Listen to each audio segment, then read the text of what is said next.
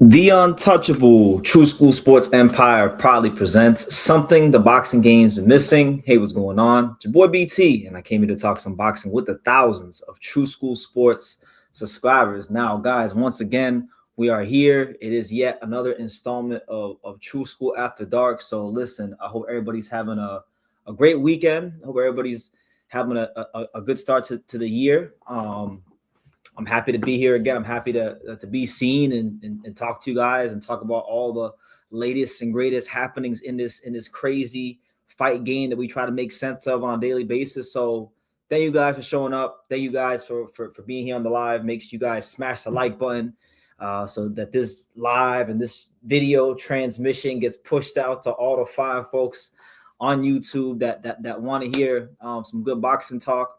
And yeah, before I even get into the comments, before I even get into anything else, let's just do some quick housekeeping. Number one, you guys see it.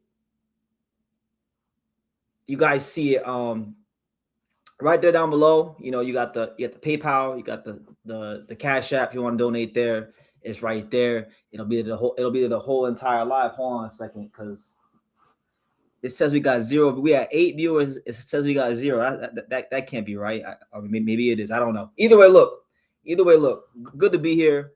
A lot to talk about. Vergil Ortiz is suing Golden Boy. You got a new promotional company that's coming out of nowhere, and I Visit Boxing, IVB Boxing. You got Brian Norman Jr. Now with a new trainer in Derek James. He was battled with Derek James the other day. There's just a truckload of things to get to and discuss. So we'll get to all of it. But before I get into all of that, let me take some time to acknowledge you guys. We got my main man right here. Let me see who we got here. We got Jesus, and he says, "Saludos, BT. It's good to see you, Jesus. Good to see you." Rebel Rico, salute to BT. Shout out to you, Rebel Rico. Yes, indeed, boxing in the building. Good to see you. David Esther, longtime viewer. Much love to you. He says, Pac-Man Boxing. Shout out to you. Good to see you here, champ. Rat Machine says, Opataya signs with Zuffa Boxing. Yes, that's also one of my talking points as well. That's also one of the things that we're going to get into as well, because that one came out of left field. You know, Zuffa Boxing is its own thing. Like, you know, they're gonna divide boxing. They don't really value the other sanctioning body titles. Opataya is talking about unifying the IBF title he already has, but Zuffa Boxing has made it very clear that they don't value the IBF title. So, you know, we'll get into that later on. But yeah, I saw that was crazy. David Esther says he thinks that Vergil Ortiz wants to fight Jerome Ennis, and I think that too. I believe that as well. We'll get into that in a second. And then screw YouTube playing games with the numbers. They always do that, man. They always try to suppress. That's what YouTube does. They try to suppress the real content creators, the guys that give it to you guys raw and uncut, and they try to demoralize and discourage people like me. But thankfully for me, I'm hard-headed, and I've been here 10 years, and I ain't going nowhere. So that doesn't discourage me. But it is annoying. It is quite annoying. But anyway, the hangout spot, last one, the hangout spot. Johnny says, salute to you. Good to see you, Chef. Now, look, guys, now that we got all the housekeeping stuff out the way, I don't want to waste no time. I want to get right to the nitty gritty, because really and truthfully, man, I don't even know where to begin. I really don't know where to begin. I guess what the way we'll begin this, but before I get into my opinion and give you guys what I think this means for Vergil Ortiz and you know, him versus Jerome Ennis, all that good stuff. For those that may not be up to speed, because I understand people aren't like me, their life isn't boxing. They may have missed the Oscar De La Hoya video. They may have missed the Rick Morrigan video. What I'm going to do is I'm going to play the Oscar De La Hoya video of him going off on Vergil's manager, Rick Morrigan, and then I'm going to play Rick Morrigan's video going off on Oscar, right? Because you need to know, you need to understand these dynamics to understand fully what's going on. You know, Oscar De La Hoya, he has a certain pathway he wants to take Vergil Ortiz. Rick Morrigan, he's a shrewd manager, a polarizing figure in boxing. He's got his own ideas, right? And right now they're not on one accord. They're not seeing eye to eye, and that's why this lawsuit is happening. So what we're gonna do before we even get into any of my thoughts or anything like that, because you know I have a lot to say. Let me play you guys these videos. So we'll start off with Oscar. This is Oscar De La Hoya just the other night going off of Rick Morrigan. about, you know, suing him and the lawsuit he got and the direction of Vergil Ortiz and those kind of things. So listen up and listen close. Hey guys, we have a fight here in Palm Desert tonight, but I wanted to update you because you know I only speak the facts, which smokes the lies out and irritates others who are not telling the truth. So yesterday we sent a legal letter over to Vergil's manager, Rick Meridian, demanding he stops interfering with the Boots Vergil negotiations. And of course, this morning we wake up and here's a lawsuit from Vergil Ortiz claiming he wants out of his Golden Boy contract. I mean, this is the same Vergil who told Ring Magazine, 2 months ago that he couldn't be happier at Golden Boy. So what happened since then? Vergil's team hired a new attorney who is also Canelo's attorney. The same guy who sued to get Canelo out of his Golden Boy contract. Does that sound fishy to you? But this is all Rick Meridian's agenda. I was just trying to make more money for my fighter. A 60-40, I believe he deserves it. And that's the reason why you want out of your contract? It just proves your agenda, Rick. Look, Vergil and his father are really nice people who don't deserve to be in the middle of Rick's bullshit. Vergil just wants to fight and not deal with the drama. Because I know him. He's a fighter. Look, and if the Saudis want to buy the fight, trust me, they will buy it. I just finished making a deal with them for Ryan Garcia versus Barrios next month. Look, they don't choose their favorite promoter. They choose the best fights to put on. And look, it's unfortunate that anyone can file a lawsuit in America without basis or facts, simply for the optics. But that's what this is. And whoever's going to interfere with our existing contract with Vergil Ortiz, we will take aggressive action against you. He is not a free agent. And we will prove that. And by the way, if you hate clapback, you're likely the topic of the week. And you're the problem in boxing. Have a great day. So there you have it. Oscar De La Hoya, he's not playing games. He's ready to put belt to ass on any and everybody who interferes with Vergil Ortiz's contract. Now, look, before I play Rick Meridian's 4-minute soliloquy he gave, let me just say this. When a fighter signs a promotional contract, okay, there's clear things that are stated in a promotional contract, like, you know, okay, a promoter will promise a certain amount of fights per year. Minimums in, you know, certain situations, you know, you get X amount of dollars for a 10-rounder, 8-rounder, a 6-rounder, world title shot, world title defense, all that stuff, right? So these things are all laid out. And what happens is, and I know so many fighters, like I know a good amount of fighters that have been in promotional contracts where things were clearly laid out and the promoters clearly breached the contracts. But see, the tricky game to play if you're on the fighter's end is if your promoter is in breach of contract, you might be in the right, but since you're already contractually obligated to that promoter, you might, if you decide to fight it, you're going to go into litigation. You have to go to court and you could lose years and valuable time in your career, right? Look at Andre Ward. He was a guy that was involved in some litigation for a good amount of time and lost some years of his career because of that, going to litigation with Dan Goose. And so fighters are put in a rock and a hard place. You know, do they continue under this contract and hope for the best and maybe get the shit end of the stick, or do they fight and go to litigation and have their career drag out even more? It's a slippery slope to go down and play. But anyway, just wanted to add that. Here's what Rick Meridian had to say to Oscar De La Hoya. Here he is, Vergil's manager. Nice video, Oscar. I loved it. Oscar, look, I'm not Bill Haney. I'm not these other people that you get into it with and it's just nasty talk bad about you. I actually respect you very much. I think you've done a lot of good things in the sport of boxing for fighters and the sport in general. And you're right, Oscar. We were all happy, been happy until we weren't. Why aren't people happy? It's not hard to understand. In life, you communicate. Your relationships, business, personal, it's all communication, Oscar. And when the communication breaks down and you stop, that's usually when the problems happen. I didn't do anything wrong, and you know that. But it's okay. Like I said, I'm never going to say a negative word about you, never going to bash you. Nothing of the sort. So you have fun with your clapback Thursdays, and just look, this is not a boxing ring where you're going to beat the fuck out of me till I can't see straight and probably kill me. We're not in a boxing ring.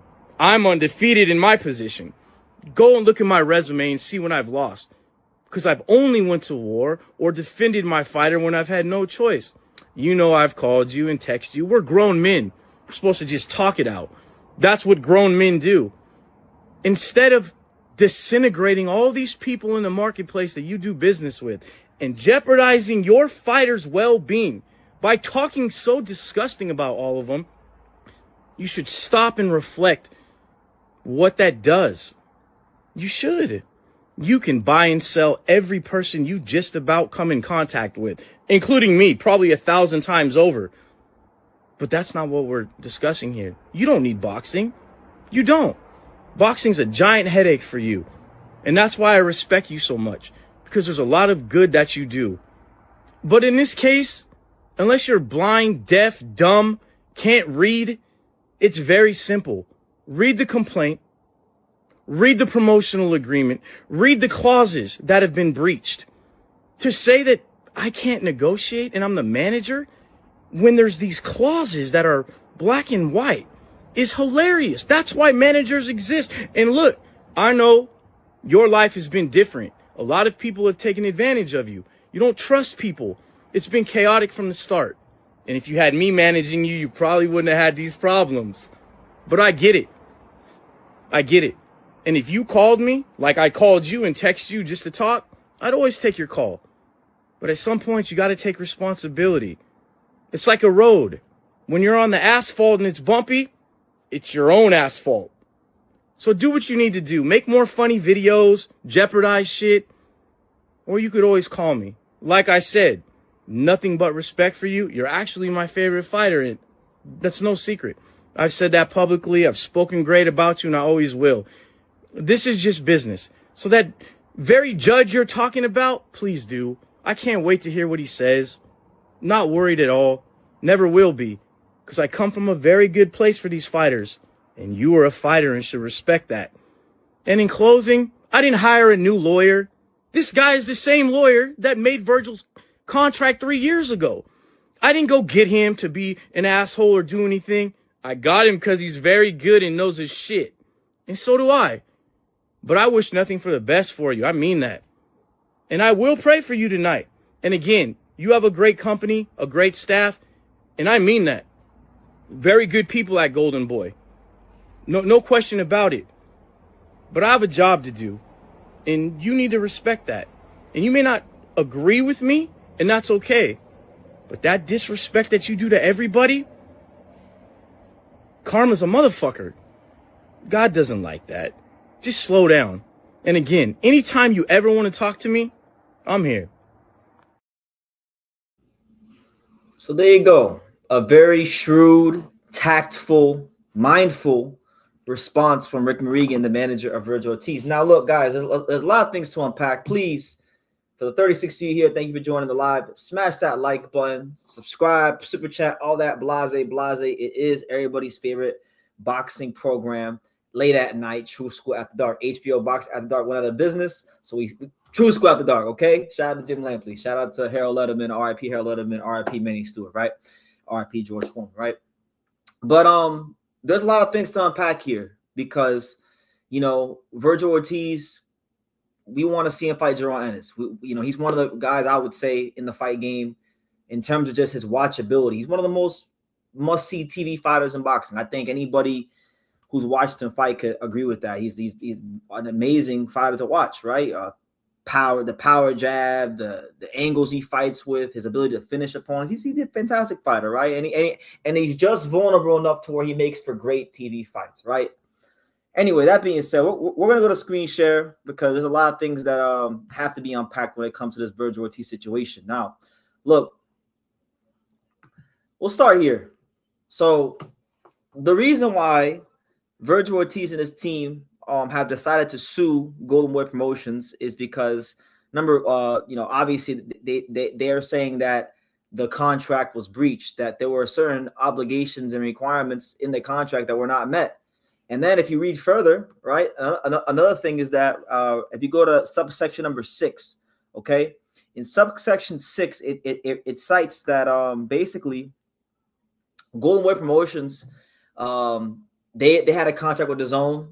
The DAZN contract expired, so there's no network, and that leaves Vergil Ortiz with in a rock and a hard place. So that's actually hindering his future economic opportunities. So there's that, right? You continue to go ahead and read, right? This is a quote directly from the Vergil Ortiz attorney, like the one that Oscar was going on about, Gregory Smith.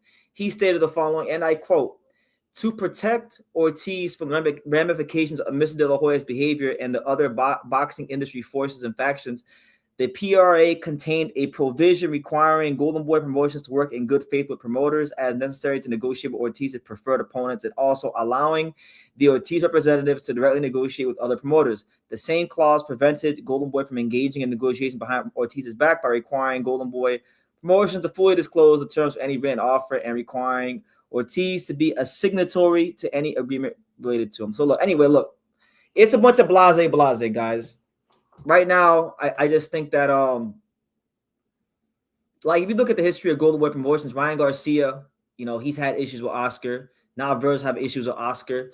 It's a slippery slope, guys. It's not as simple, and I tell people this all the time. It's not as simple as making these big fights happen. There's a lot of things that go on behind the scenes that people aren't privy to, and some of it is coming out in the media now. Now look, what was there was okay. So look, Dan Rafael posted this, right? He posted the clauses that aren't met, right? So it says right here, the promoter guarantees the boxer 2 bouts per year. The promoter will offer at least 3 opponents per bout at least 60 days before the proposed fight date. So they're saying that Vergil's not getting enough fights. He's not staying active enough.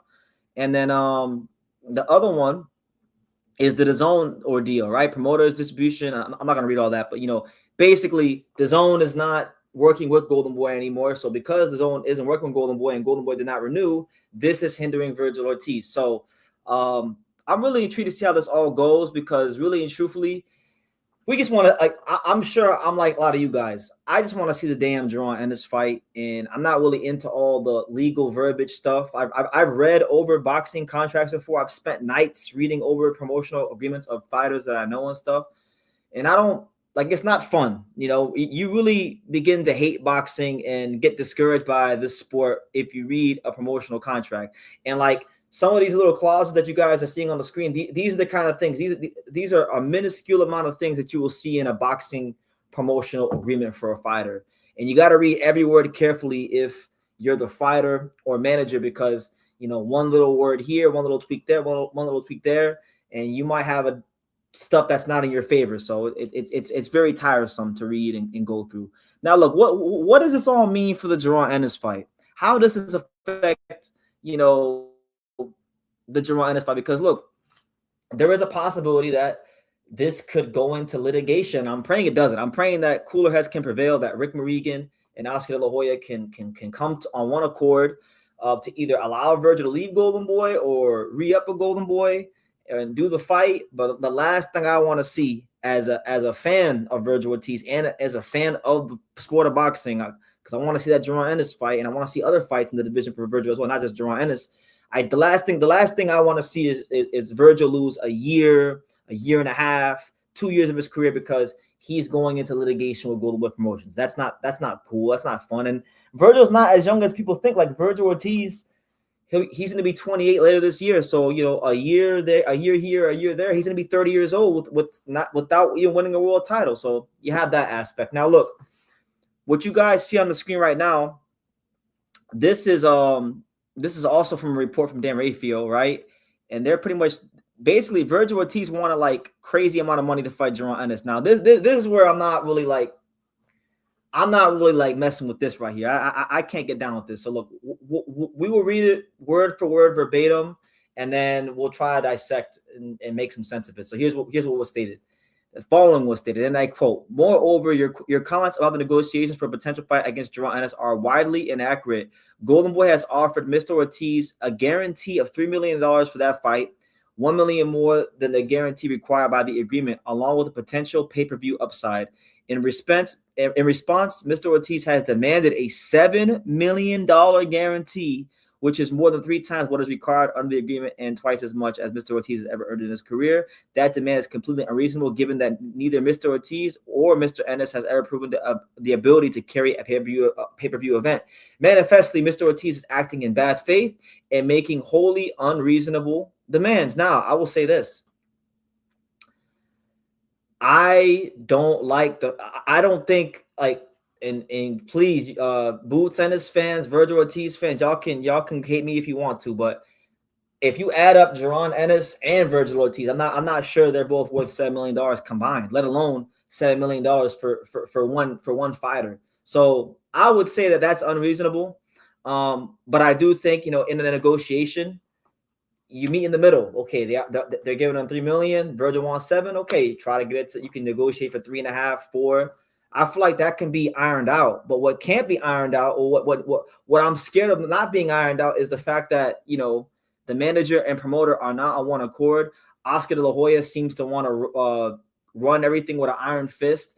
You got an unhappy manager, maybe an unhappy fighter as well, and now Oscar's threatening to take legal action against anybody who tries to talk to Vergil Ortiz, which I understand. That's his investment. Golden Boy has a thin stable compared to other promoters. He's one of their top guys. I fully understand it. But at the end of the day, we have to think about the greater good of boxing. All right. So, I don't know if Rick Marigan or Oscar De La Hoya will ever see this, but if they do come across this live or this video when I cut it up and put it back out later on in the future in like a day or two, what I will say is this.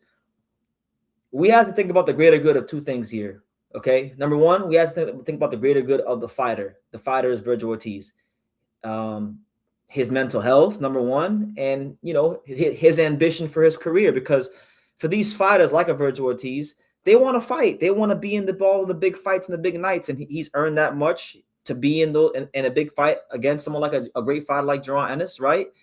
And, if they fail him, both of them, if they fail to get this right and meet in the middle, you could put Vergil Ortiz in a position where his mental health will be compromised. Yes, I am saying it because I know how these fighters are.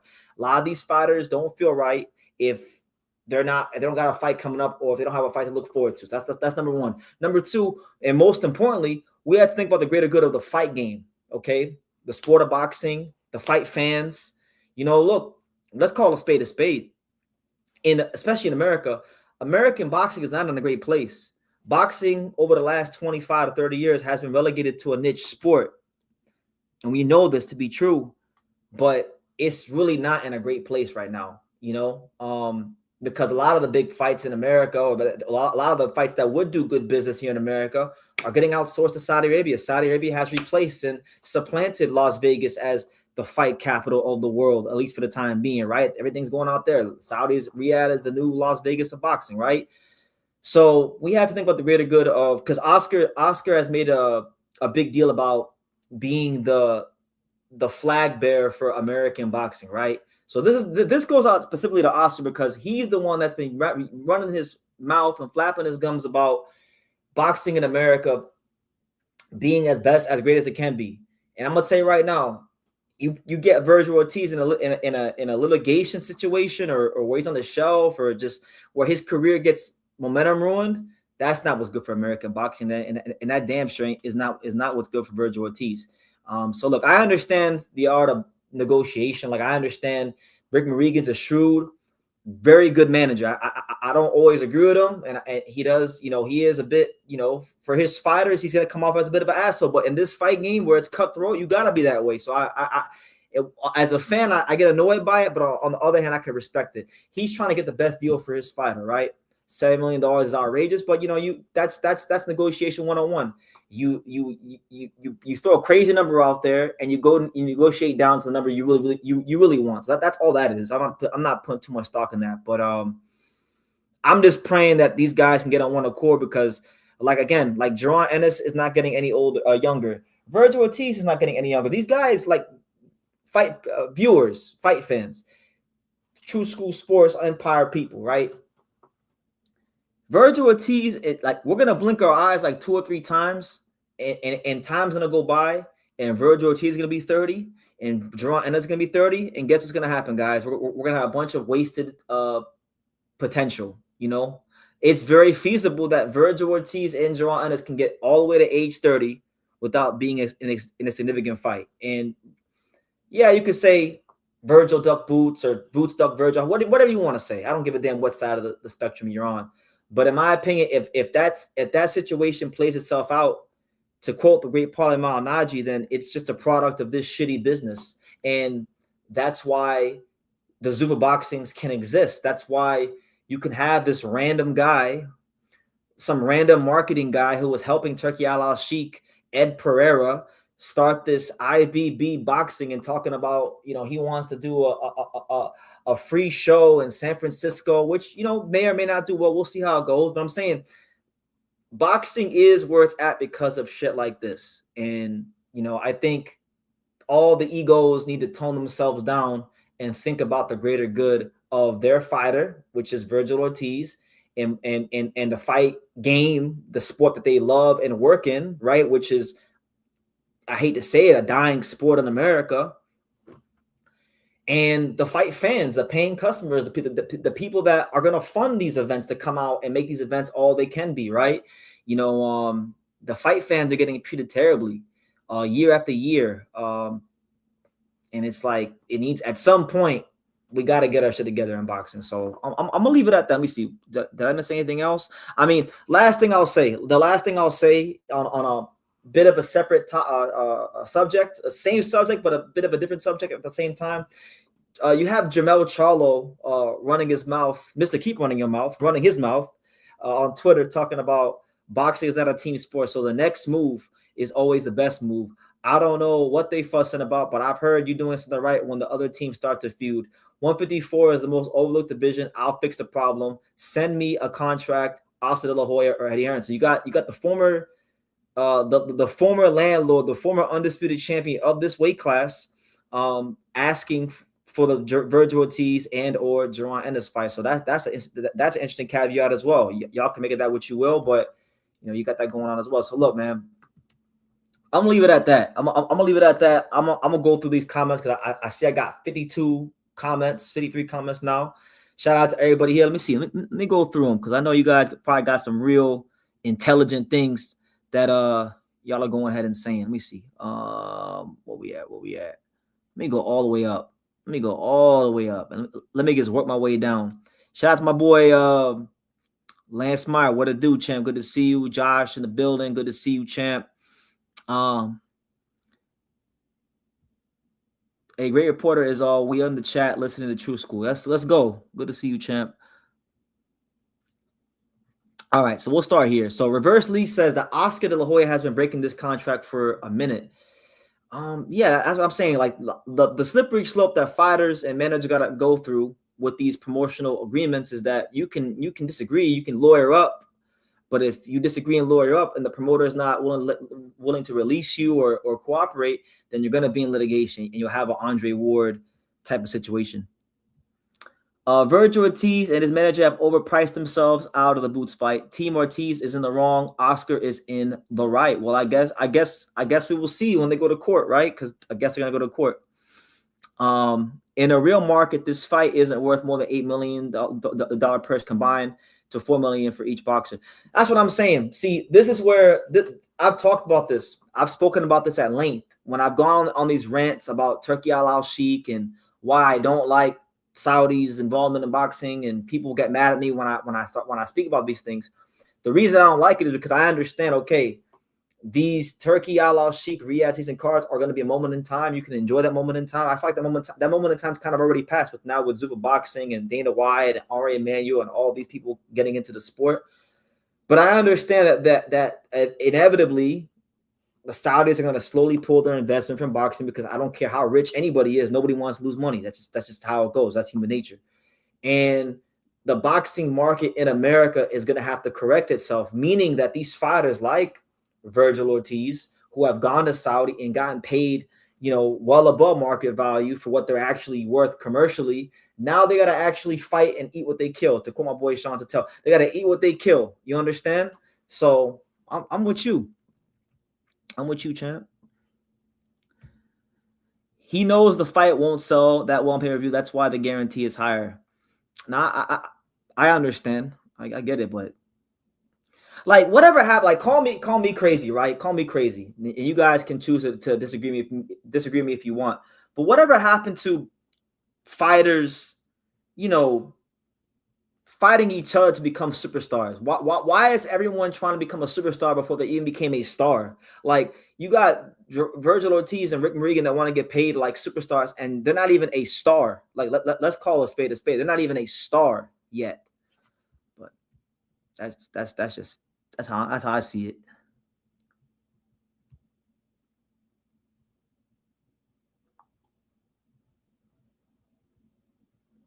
That's what I'm saying. Like it's only a $5 million fight, and you got fights that are destined to happen, and you got fights that are destined to not happen. I feel like this fight is that. Like I'm so over Vergil and Boots fighting each other, because I've been talking about this since what? Like I'm gonna say at least 2021, maybe even 2020. I mean, I'm not sure if I was talking about it back in 2020, but I know I've been talking about Vergil fighting Boots since at least 2021. But when they're both at 147. Guys, we're in 2026. 2021 was now half a decade ago. So it's been half a decade of talking about these guys and building this fight up and building them up. And it's time for both parties involved. Eddie Hearn, De La Hoya, Rick Morgan, Jeron Ennis. Like, step up to the plate and make it happen. Okay? I don't know. I really don't know what I'm beside myself. I don't know what to say anymore. This fight, in my opinion, really, like, I didn't want to see it in Saudi Arabia. I was very vocal about that. But if these two really wanted to fight each other, then Jeron Ennis should have taken the fight last year. Now these guys faced off. They got all of us excited to watch them fight. And now the manager and the promoter of one of the fighters is in a WWE style feud, and it's just terrible. It's just really disgraceful. Like, the only word I can use is disgraceful. America versus Osaka. Yeah. It's called cloud chasing, BT.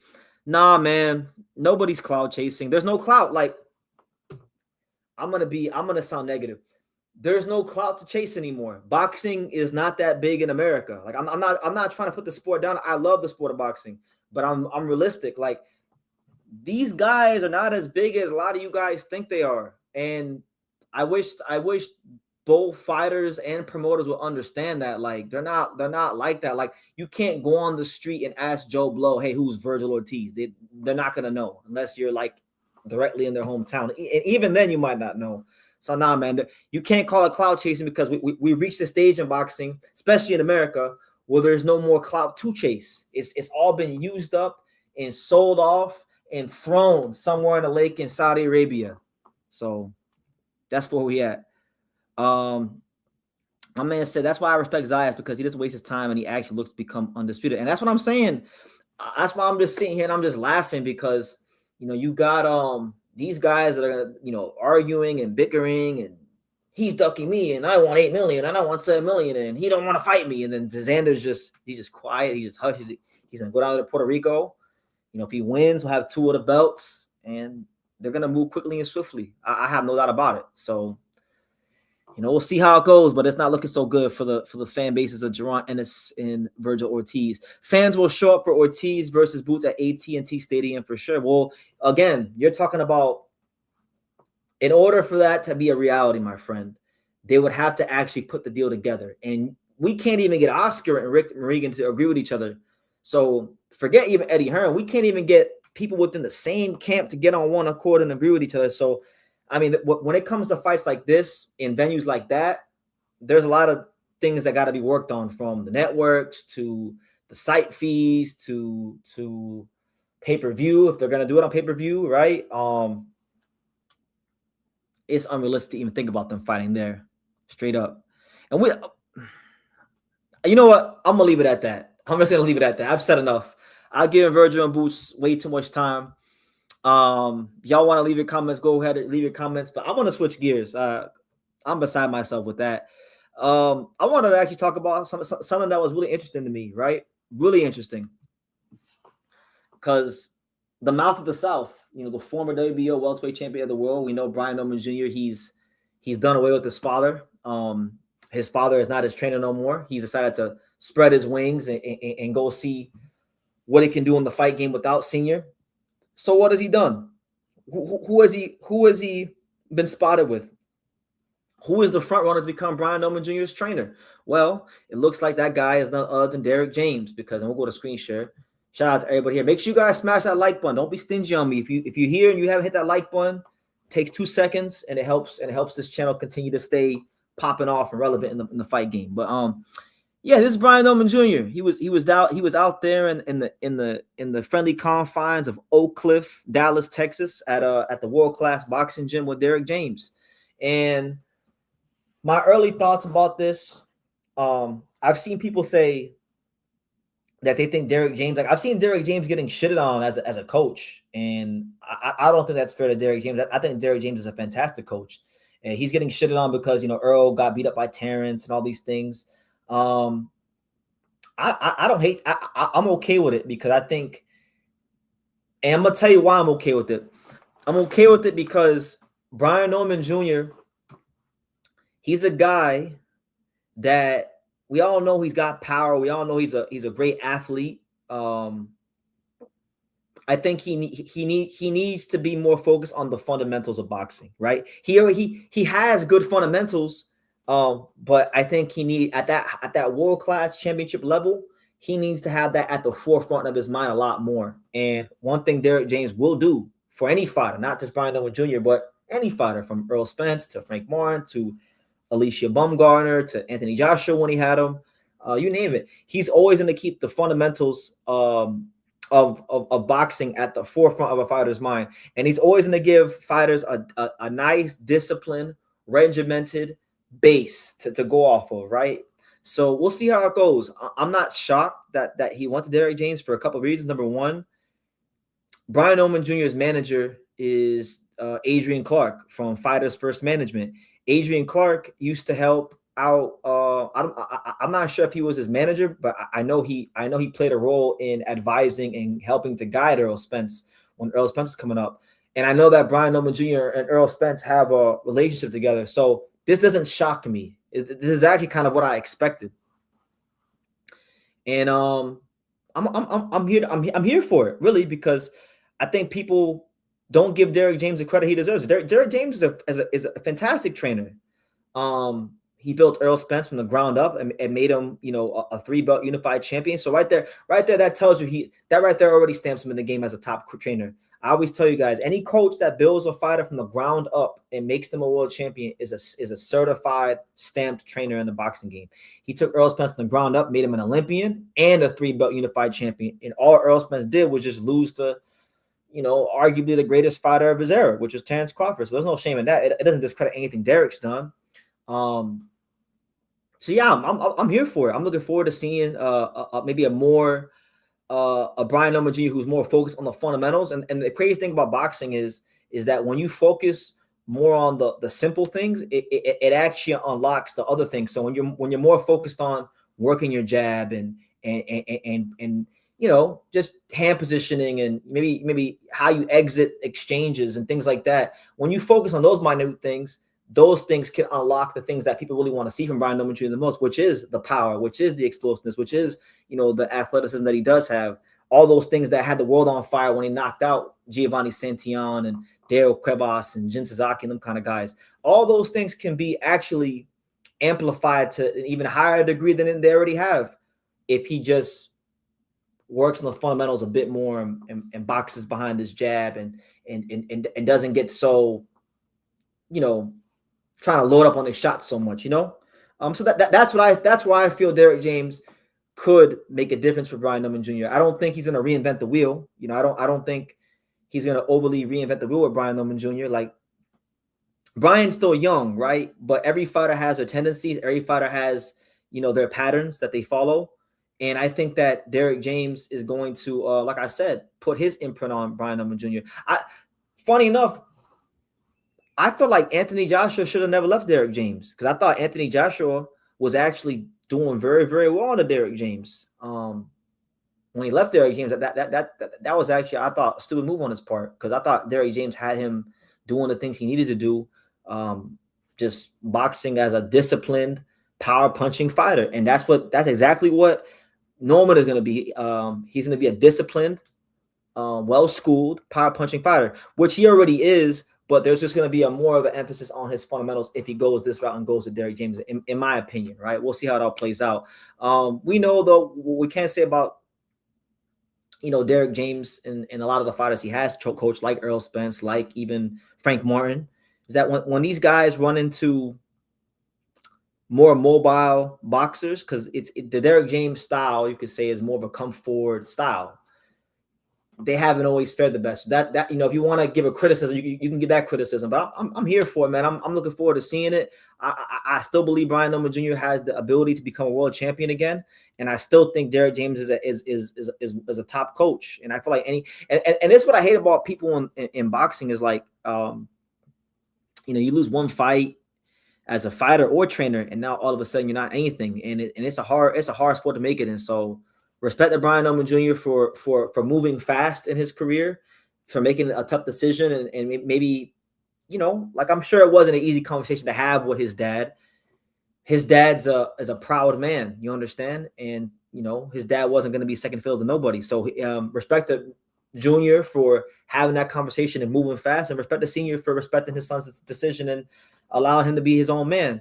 I know it's a struggle for a lot of fathers. Sometimes they don't want their son to be their own man, and he has. So I pray that their relationship stays well, and I'm sure he's still going to, behind the scenes, when Junior has a question, he's going to be there for his son. It's his son, right? But Derrick James has been on that level. He succeeded on that level, and he can add a little bit something different to the table. So I'm excited. I feel like people are being unfair to Derrick James and saying that he's a terrible coach and he can't do this, he can't do that. It's, the proof's in the pudding with Errol Spence. I know a lot of times I've come on here and I've said, a lot of you guys overrate Errol Spence, but in the grand scheme of things, in the grand scheme of the fight game, Errol Spence is a very good, he's a top fighter. He's a guy that was an American Olympian and a 3-belt unified champion. Those don't grow on trees. Damn good fighter. Derrick James built that. You understand? So put some respect on Derrick James.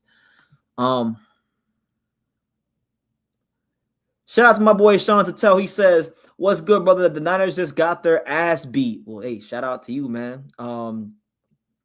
Your team's at the playoffs. My Carolina Panthers at the playoffs. So we're now on the couch together.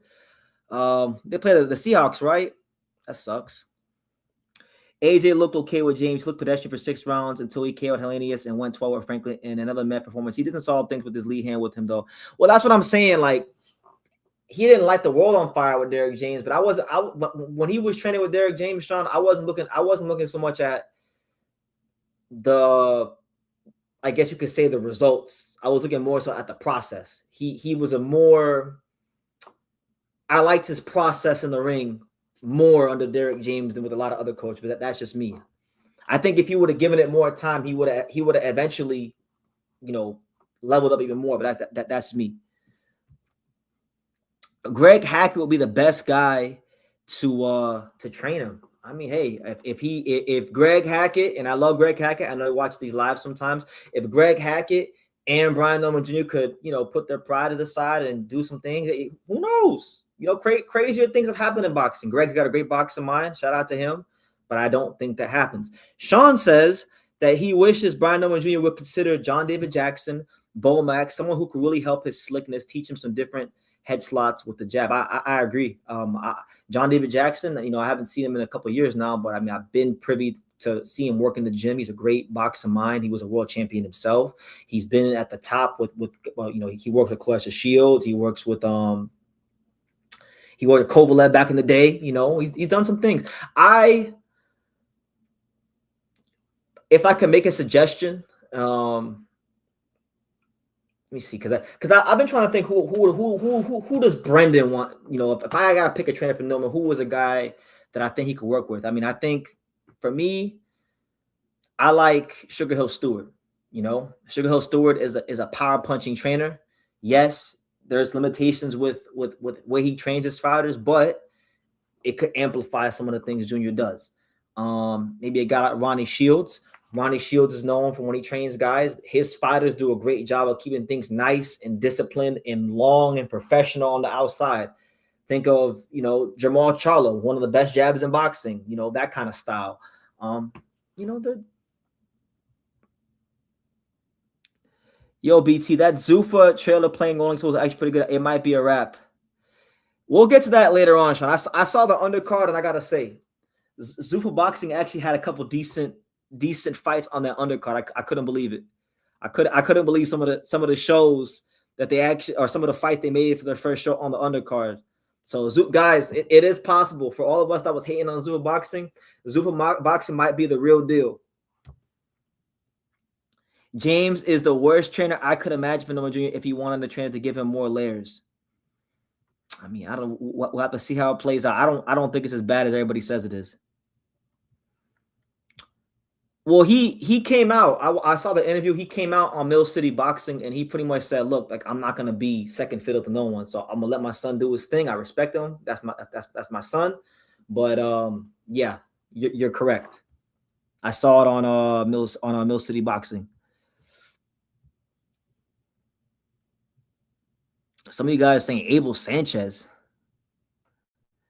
USA needs some fresh-blooded as trainers. It's a lot of established guys who have been around a long time. Not a lot of young up-and-coming trainers. Yeah, I mean, you know what it is? There are young trainers, Sean. It's just that they all train the same way. Like, you look at, you know, I don't want to say no names and down no trainers, but what I will say is, like, a lot of these younger coaches, they do the pads. They all have their fighters fighting at mid-range. A lot of their fighters can't find the inside. A lot of their fighters really can't find the outside. It's just a lot of mid-range stuff because it's all pad work, and because a lot of these younger coaches were influenced by Mayweather and that school of boxing, and they don't even really know how to teach that style. So that's why I feel like we're at where we're at with these coaches. Sean says Derek is a very good trainer. He can make Norman's jab even better, and Brian Norman Jr. has a very good jab, but I don't know how much it helps with defense. Yeah, I could see it. Yeah, I'm gonna say I like the John David. I'll go with John David Jackson. I'll go with Sugar Hill Stewart. I'm trying to think of other coaches. You know, maybe like on a lesser level, like a lesser known name, if I could throw a name out there. But it probably wouldn't work because he trains one of the guys that might fight Brian Norman. Is I was going to say Lenny Wilson, Richard Hitchens' trainer. He's a decent trainer. He knows how to make guys better boxers. But yeah, I'll go with John David Jackson. I think that's a good shout. Shout out to my guy Johnny Boy out there in, I believe he's in Long Island. I was just over there too. But he said, BT, Happy New Year to you and your pops. And Johnny Boy, great to see you here. Thank you for the super chat. God bless you, and thank you for all the love over the years. Ooh. This is a good one right here. You know what? I think we might have just found the right guy. I've been seeing a lot of names being thrown out there. I've been hearing, you know, John David Jackson, Sugar Hill, you know, Derek James. We talked about him, but I actually like this one. And I'm gonna tell you why I like this name the most out of all the names that have been said so far. My man J Dub says, I saw somebody say Valiant Mason for Brian Norman Jr. Valiant isn't locked in and busy training all of his sons, though he's too busy. But what I will say about Valiant is this, because I've had a chance to get to know Valiant Mason over the years. I even helped set up some sparring for Abdullah Mason a couple years ago when he came down to South Florida. One thing I do know is that I know that the Mason brothers, they used to go down to Granite City Boxing down there in Georgia to spar with the Normans. There's pictures. I mean, if you go do your research, all right, there's pictures on Norman's Instagram of the Mason brothers at his gym. So I know they already have some sort of relationship. And Valiant Mason's a very, very well-schooled coach, good coach. Abdullah's a world champion. He's someone that, you know, is a world-class guy. So, you know, if he was to go that route, that would give him a world-class guy to be around, along with, you know, all the other brothers and some good energy. So maybe him. Should I throw it out there? I thought. Well, no, I won't throw that out there. Let me not do that. Let me not do that. Anyway, yeah, I'll leave it at that with Norman. Imagine Norman goes and trains the Puerto Rican. Well, listen, just because a fighter is of a certain nationality doesn't mean, or ethnicity doesn't, you don't got to train with that ethnicity. That's normally how it goes, but that's not always how it has to be. You know, boxing's universal.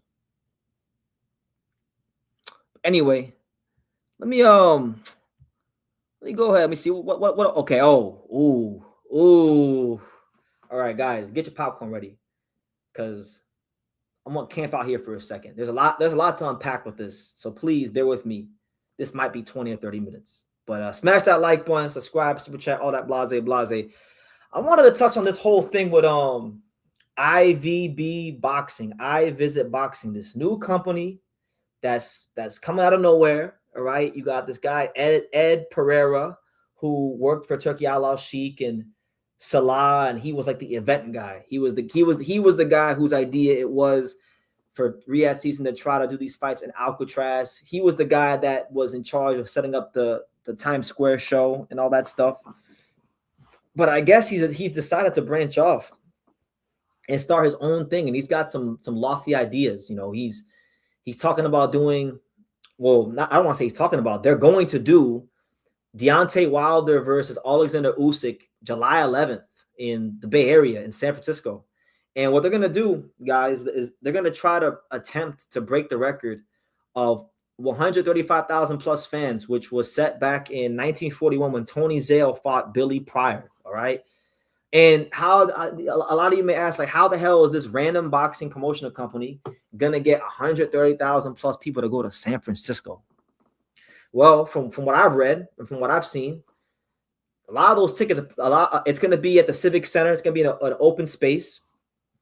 It's a lot of the tickets are going to be free, and the way they're going to fund all this, according to Mr. Ed Pereira from IVB Boxing, apparently he's a marketing guy. From what I've gathered about him in my research and watching interviews, he's a marketing guy.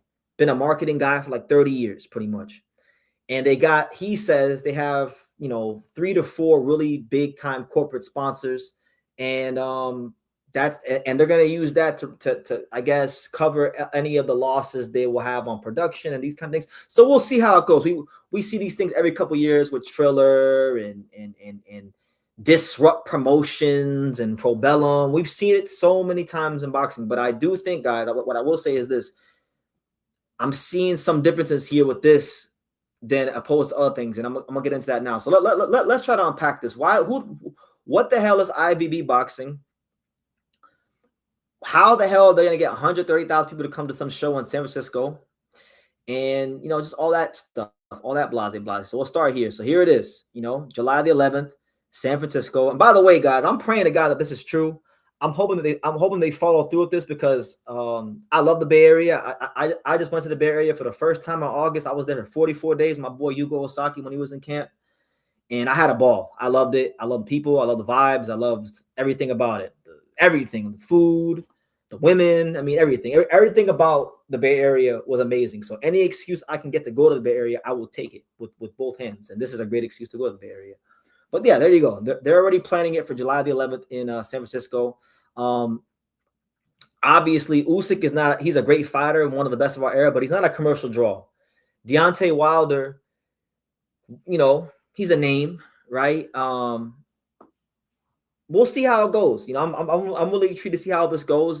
They say, right? It's funny that they say that the Bay Area isn't a big time boxing market. I've seen people shitting on the Bay Area, which I don't understand, because the Bay Area is one of the best sports towns in America. They got the Niners, who are probably the most popular team in all the NFL. You got you got the Warriors. You got the San Jose Sharks, who do well attendance wise most of the time. They do their thing. But for context, just before I even get into IVB Boxing, the Bay Area to me is one of the many boxing markets in this country that doesn't get enough fight cards, like the Bay Area, Chicago. They should get more fights.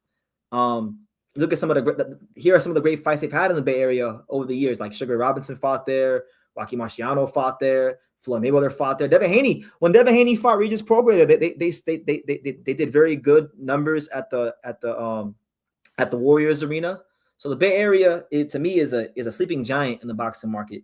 You're talking about a city where the whole overall area is like 7.7 million. If you add up like Alameda County and the broader 9 counties of the Bay Area, it's like the 5th biggest metropolitan area in America. So, and it's a tech capital of the world. The Silicon Valley, like there's money to be made, and there's business to be done in the Bay Area. And these lazy boxing promoters over the years are idiots for not doing more shows there. People will support boxing in the Bay Area. Devin Haney should be ashamed of himself for not going to the Bay Area more often, honestly. But I digress.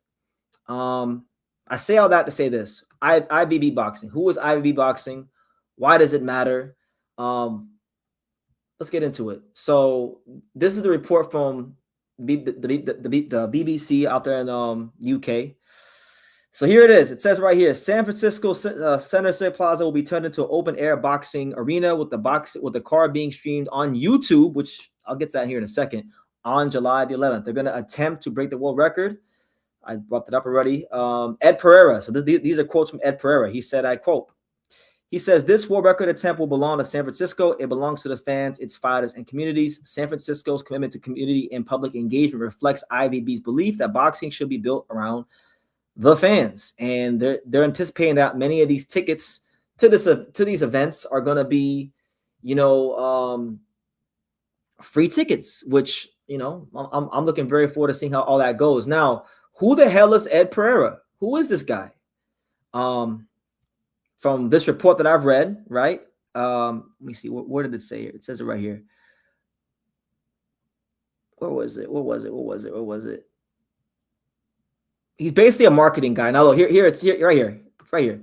It says, Mr. Pereira claimed iVisit Boxing was involved in advertising and production campaigns for Salah and Turkey-backed fights, including Usyk versus Tyson Fury, Crawford versus Majmov, and Anthony Joshua versus Daniel Dubois at Wembley Stadium. So this was a guy that was behind the scenes, working with Turki Al-Sheikh, working with Salah to coordinate these events, and he got that experience there. He's been in the advertising space and the marketing space since 1997. All right, so we're talking about decades. This is a guy that knows about marketing. He knows about advertising and those kind of things.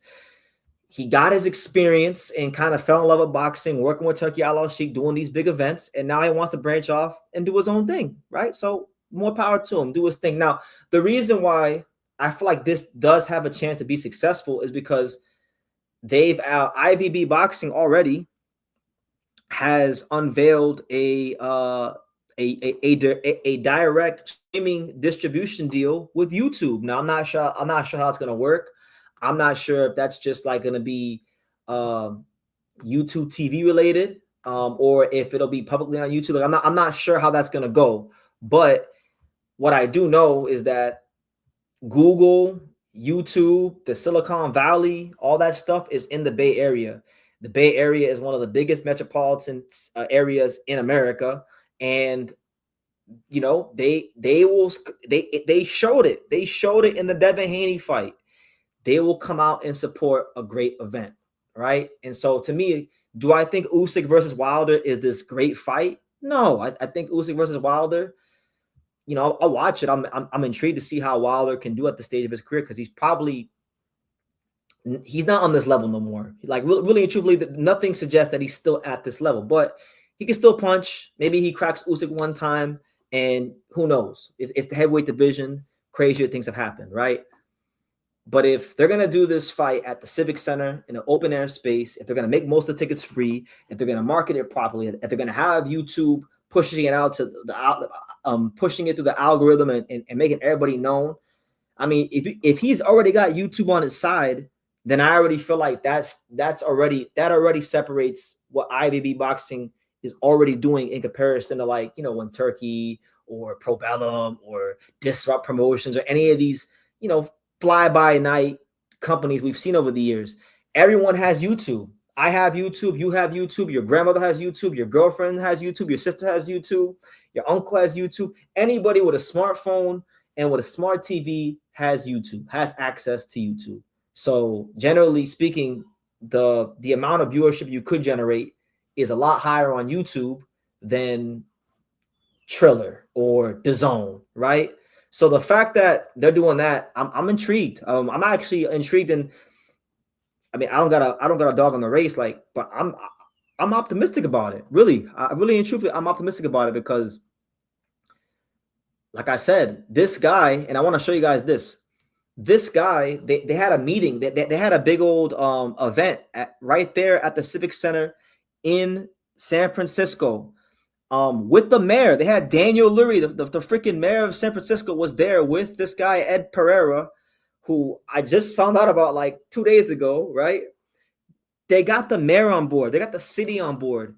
And I think that bodes very, very well. So I don't know. I'm intrigued. Like if there was ever an event, if there was ever anything in the fight game that I'm intrigued about, it's the arrival of IVB boxing. It's this San Francisco show. They're gonna do it Wilder and Usyk. Because look, sure, maybe you couldn't get a big crowd for Usyk and Wilder if people had to pay to come out. But if you're making most of the tickets free and you're making it accessible and it's in an open air space and it's gonna be part of this big time supposed distribution deal, which I'm not sure how that works. But if YouTube is on board and they're gonna push it out there, and they got the city involved, they got the mayor involved, it's a big time. One of the like San Francisco is one of the premier cities in America. I don't care nobody says, like it is.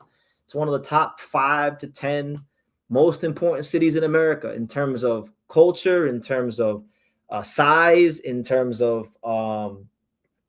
just everything. It's one of the most. So hey, more power to him. More power to him. What I wanted to play for you guys, actually, because I had it right here. All right, and shout out to everybody. Make sure you smash that like button. I had it right here. This is actually a clip from the meeting in front of the Civic Center in San Francisco, where they are announcing the event. So I'm gonna play it for you guys. This is the mayor and this the CEO of IVB Boxing announcing the July 11th date. They didn't mention Wilder or Usyk specifically, but the rumors are out there. Here it is. San Francisco has always been a fight city. Boxing in San Francisco began during the gold rush, with illegal bare-knuckle fights in saloons and back rooms. During the Alcatraz era, inmates held informal matches. This is the city where legends fought. Rocky Marciano, Joe Louis, Jack Johnson. Under Mallory, San Francisco is entering a new era of renewal. The city stands at the epicenter of innovation, technology, and culture. It's a city that sets global trends where new ideas scale the world. This is exactly what IVB will be doing for boxing. There you have it. Right there in the middle of the damn Civic Center. They got big plans. And every new venture in boxing always sounds good at first. So I'm not gonna fall in love with IVB Boxing or any of these promotional companies or entities. But I like where their heart is. I feel like I like what they're trying to do. I like the fact that they're doing this in the Bay Area, because I feel like there's at least like 4 or 5 cities in America that don't get enough fights, that should be getting more fights. And because promoters are lazy, they miss out. They miss out on a lot of opportunities. So yeah, there's that. Shout out to my man Sean Tatel showing the love with the $4.99 super chat. Make sure you guys go run it up and you go subscribe to Sean Tatel. All right, because I'm gonna get my plaque soon, and then he's gonna get his plaque, and we're going to take over this boxing media game together. Yes, sir. And make sure y'all stay tuned, because sometime next week we should have some collaborative videos coming out on some of the upcoming fights. So shout out to Sean Tatel. Getting to some of Sean's comments, because I know Sean loves the Bay Area. He's got roots there. Let me see. Where is it? He said their announcement was on an earth-shattering. Their announcement about an announcement was earth-shattering and shook up the industry. And then he said, "Nah, I said that I want to go to whatever the hell they got going on in San Francisco, even though I have videos making fun of Ed." And I'll check those out, Sean. Yeah, he's not a boxing guy, but you know what? I feel like that's a good thing. He's not a boxing guy You know, he might come off as a bit nerdy. But who cares? Like, if he's gonna come and bring something fresh to the fight game, I'm here for it. Like, and already he's off to a good start. I mean, you bringing fights to the Bay Area, a place that boxing should have been going to, you know, years ago. You understand? Shout out to Johnny Boy with the super chat. Thank you, Johnny Boy, once again. But yeah, like, they should have been going to the Bay Area because there's just so much money to be made and business to be done there. And you know, one thing about it is this. In America, yeah, a lot of people don't watch boxing. People don't give a damn about boxing in America like that in the grand scheme of things. But people, if you make a heavyweight fight like Usyk versus Wilder free, and you just put it in the middle of the San Francisco, people are gonna stop what they're doing and watch some dudes punch each other in the face. Big 6'7", 6'4" heavyweights do their thing. So there you go. Ed Pereira is making real investment in American boxing. I'm here for it because it's in America, and I want to see boxing survive in this damn country because it's not in a good place. It's not in a good place. Straight up, it is not in a great place. IVB boxing started that channel 3 months ago. I know. I've seen it. Boxing will never be back in America. Basketball, baseball, and football remain king. Boxing is too niche. UFC has taken over combat sports in America. I don't agree with that because boxing outperforms UFC time and time again. Despite all the messed up, fucked up things going on in our sport. So I'll agree with you with the other stuff. Like, boxing is never going to be the NFL in America or baseball or football. It's not even as big as hockey, honestly, but it still has its place. And for the big fights, you know, 2 or 3 times a year, boxing will get its viewership.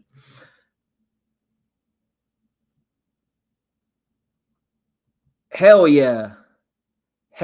I'm definitely gonna apply.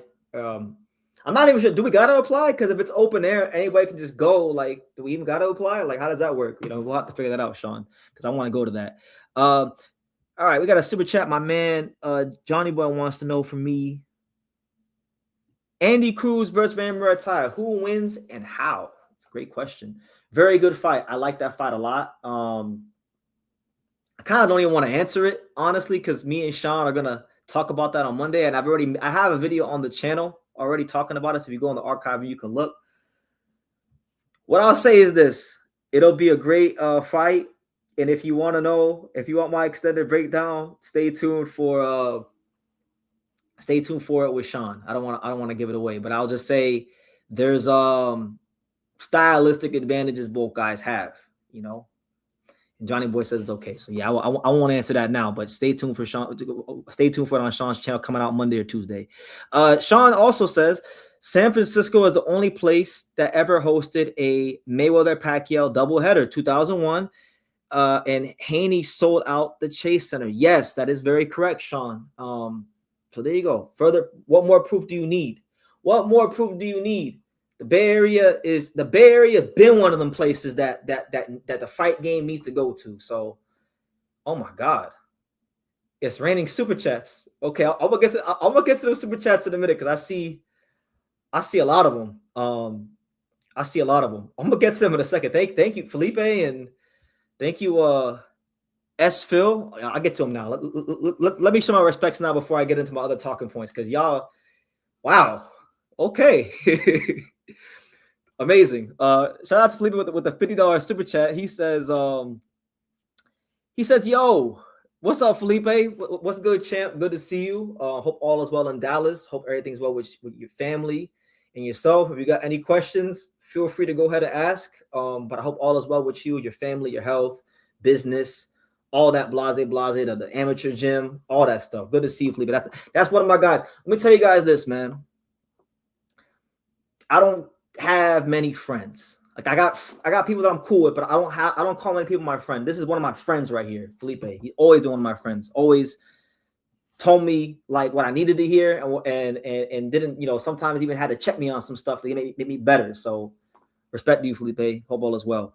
My man right here, S. Phil, with the $10 super chat. He says, I'm late, but I'm tired of people like Paulie Malignaggi saying that Boots doesn't fight anybody. And when all these fighters want stupid money to fight him, Vergil wanted $7 million to fight him. They don't want to fight. And you know what? Look, man, I've I've gone at it with the Jerron Ennis fan base. I like Boots, but sometimes, I get a bit animated. I get frustrated. I feel like a lot of the Boots fan base be on that bullshit sometimes. But in defense of Jerron Ennis, to be fair to Boots, a lot of guys do price themselves out. It is hard for him to get fights. It is hard to get top-level guys to fight him in the ring. $7 million is outrageous. They're not that Boots and Vergil together is not a $7 million purse combined. So for Vergil, who, by the way, I like Vergil. I went to go watch him fight Maurice Hooker with my boy Felipe, who just super chatted like 5 years ago, and he sold pretty well back then. But he's had mixed how do I say it? He's had mixed like results drawing in Dallas. There's been some times where he's sold 8,000-9,000 tickets. There's been times where he's underperformed at the gate. He's not a pay-per-view fighter to that. He's not a draw to that degree. And I'm gonna say this in defense of Jerron Ennis. Jerron Ennis in Philadelphia is a much better draw than Vergil Ortiz. I know the Lima fight didn't do as well because everybody knew that was such a ridiculous cherry pick. But apart from Lima, he has outperformed Jerron Ennis. I believe even when he fought in Atlantic City against Stanionis, which isn't too far from Philly, that fight just did $1 million gate. So yeah, to your point, the people need to lay off Boots a little bit. I've even laid off Boots because you can clearly see that Vergil Ortiz and Golden Whip Promotions and Rick Enrique are not on the same page. So to your point, yeah, you gotta be fair. Oh my God, I don't even know where to start. Y'all, listen, man. This is my spirit's done lifted up. There's a lot of super chats. There's like 5 of them. Where's this one at? I think I missed the one. My man right here says, I think you 99 Full says, I think Wilder needs to retire after this fight. Hopefully he does not get CTE brain damage. Wilder has been taking beatings over his last couple of fights. Well, look, man. I'm gonna quote the great Roy Jones. We didn't tell Deontay Wilder when to start boxing. So how can us non-fighters, how can we tell Deontay Wilder to finish? That is fully up to him. But I'm sure, and I'm sure he understands more than anybody the consequences that comes with continuing to fight. Maybe when he's in a compromised position health-wise. But what I can say is I don't think he should fight much longer. But what I will say is I'm looking forward to seeing him in the ring. One thing about Deontay Wilder is that we can all agree on, whether you love him or hate him, is that he delivers on one thing for sure. And that's that he brings that excitement back to the heavyweight division. What did Wilder say back in the day? He said, I'm bringing that excitement back to the heavyweight division, and with that country twang, with that Alabama, shout out to Wilder. Hold up, man. Because I feel like I missed the super chat somewhere, but I guess I didn't. But anyway, wow. Thank you guys. Shout out to everybody here, man. Thank y'all for showing love. I'm gonna keep it. I still got what? How many? I still gotta talk about what? What else did I talk about? I gotta talk. Now, okay, here we go. We're gonna switch gears a little bit here. We're gonna switch gears. Make sure y'all smash that like button. It's True School After Dark, the untouchable True School Sports Empire. We're here doing our thing and giving you guys some great boxing content. Listen, a lot of you guys want to know what I think about Jaya Pataya and Zuffa boxing, right? Because let's be real. We all knew that Zuffa boxing would probably sign a lot of prospects, like a lot of upcoming guys.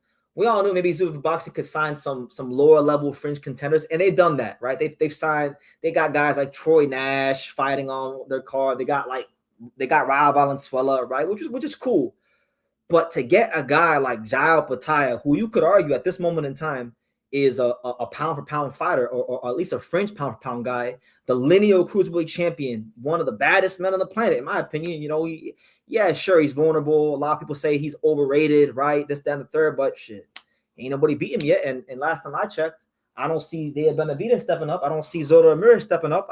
I just seen Zotto Ramirez's manager at the WBA convention, and I asked him, the guy David Sue.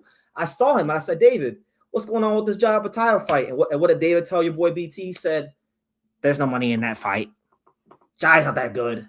He said that Zotto will get him later, but he didn't know if he's not that good, why not get an easy lick? Because he got a big money fight Benavidez. I get it, but What I'm trying to say is this: love Jai Opetaia or hate Jai Opetaia. Jai Opetaia, you get hit by him the wrong way, you go into the hospital. You're gonna get sent to the emergency room. So he's in his prime. He's at a peak of his powers right now. How the hell does Zuffa Boxing sign? Let's get into that, right? And what does this mean? What does this mean long term for Jai Opetaia's career in the cruiserweight division? Because really and truthfully, Jai Opetaia, I think his biggest issue throughout the duration of his career, since he came into our consciousness when he beat Marius Briedis about 4 years ago, he has had a hard time securing the big fights. He hasn't fought anybody besides Marius Briedis. Turkey Al Sheikh, for all the money that he does have, right?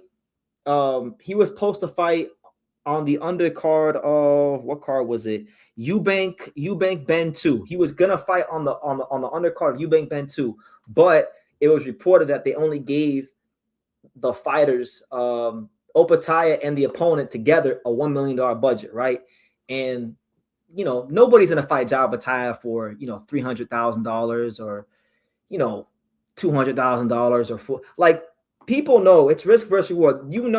Fighting Jai Opetaia can get you hurt badly, and you're not gonna get a guy like Chris Billon Smith to fight Jai Opetaia for $300,000 or even for it. Like, you're gonna need to up the purse, right? And the $1 million budget overall for two fighters is not gonna do that. So he wasn't getting the investment there. Matthew Boxing hasn't been able to get any of the big fights over the line for him. So Jai Opetaia said, he said, I'm done with this shit. I'm going to Zuffa Boxing. Now, I'm gonna play you guys this clip from Jai Opetaia, what he said after they announced the signing. Here's what Jai Opetaia said about going to Zuffa Boxing. Here it is. What's up, everyone? It's Jai Opetaia. So I'm with Zuffa Boxing now, so pumped for the future. Exciting times, man. Let's get these big fights over the line. Unification, undisputed soon. Let's go. Now, look, that's why I think Jai Opetaia is very misinformed, because you don't sign a Zuffa Boxing because you want to unify your IBF title and all that stuff. You go to Zuffa Boxing because the current structure of what we would call regular boxing or traditional boxing, it hasn't done anything for you. Your career is stagnated. You're fighting these guys like Jordan Thompson and these no-hopers that can't beat you, and you're knocking them out to next week. David Naika, these kind of guys, right? Hussein Sin Cara, these guys that nobody's heard of and nobody cares about in the cruiserweight division. So you're going to Zuffa Boxing because you know what? For the first time in maybe your whole career, you're going to get treated like a priority. You're going to get treated like a superstar. And Zuffa Boxing's on Paramount Plus. They got a big subscriber base. You imagine if Jai Opetaia, let's say one of these, let's say Zuffa Boxing knocks out the park this first card, and then by the time Opetaia fights, they got a big audience. Can you imagine if Jai Opetaia knocks out one of these guys the way he's been knocking them out, but on Paramount Plus with big time viewership? That you might get a situation where Jai Opetaia is actually better off on Zuffa Boxing. But if he's thinking that he's going to be the undisputed cruiserweight champion of the world, I have some bad news for him, because the whole point of Zuffa Boxing is to devalue the alphabet titles, the sanctioning bodies, the WBC, the WBA, the WBO, the IBF. They went to Congress. They went to Congress to repeal the Ali Act so they can get the fuck away from them titles. So Opetaia, I think he may be a bit disappointed. If that's why he went to Zuffa Boxing, he's gonna be a very, very disappointed man. But I don't necessarily think it's a bad thing for Opetaia, because really and truthfully, Jai Opetaia might be better off. He's not, like, let's be real, he's in the cruiserweight division. The cruiserweight division is a division that is not a glamour division. It's a very, let's just call it right, a Eurocentric division. Yes, you got guys like now Benavidez is going to be in the division. You got Zotto in the division, but those guys are fighting each other, and he doesn't even know. There's no security of Jai Opetaia knowing that he gets the winner. So fuck it, why not? He's actually one of the few champions in boxing, like in his prime, that I'm not mad that he took this gamble, because I'm probably one of the only people in American boxing media that consistently covers Jai Opetaia fight by fight, event by event. I like him. I think he's a very fun fighter to watch. I think he goes out there and he delivers action, right? And I want to see him in a big fight.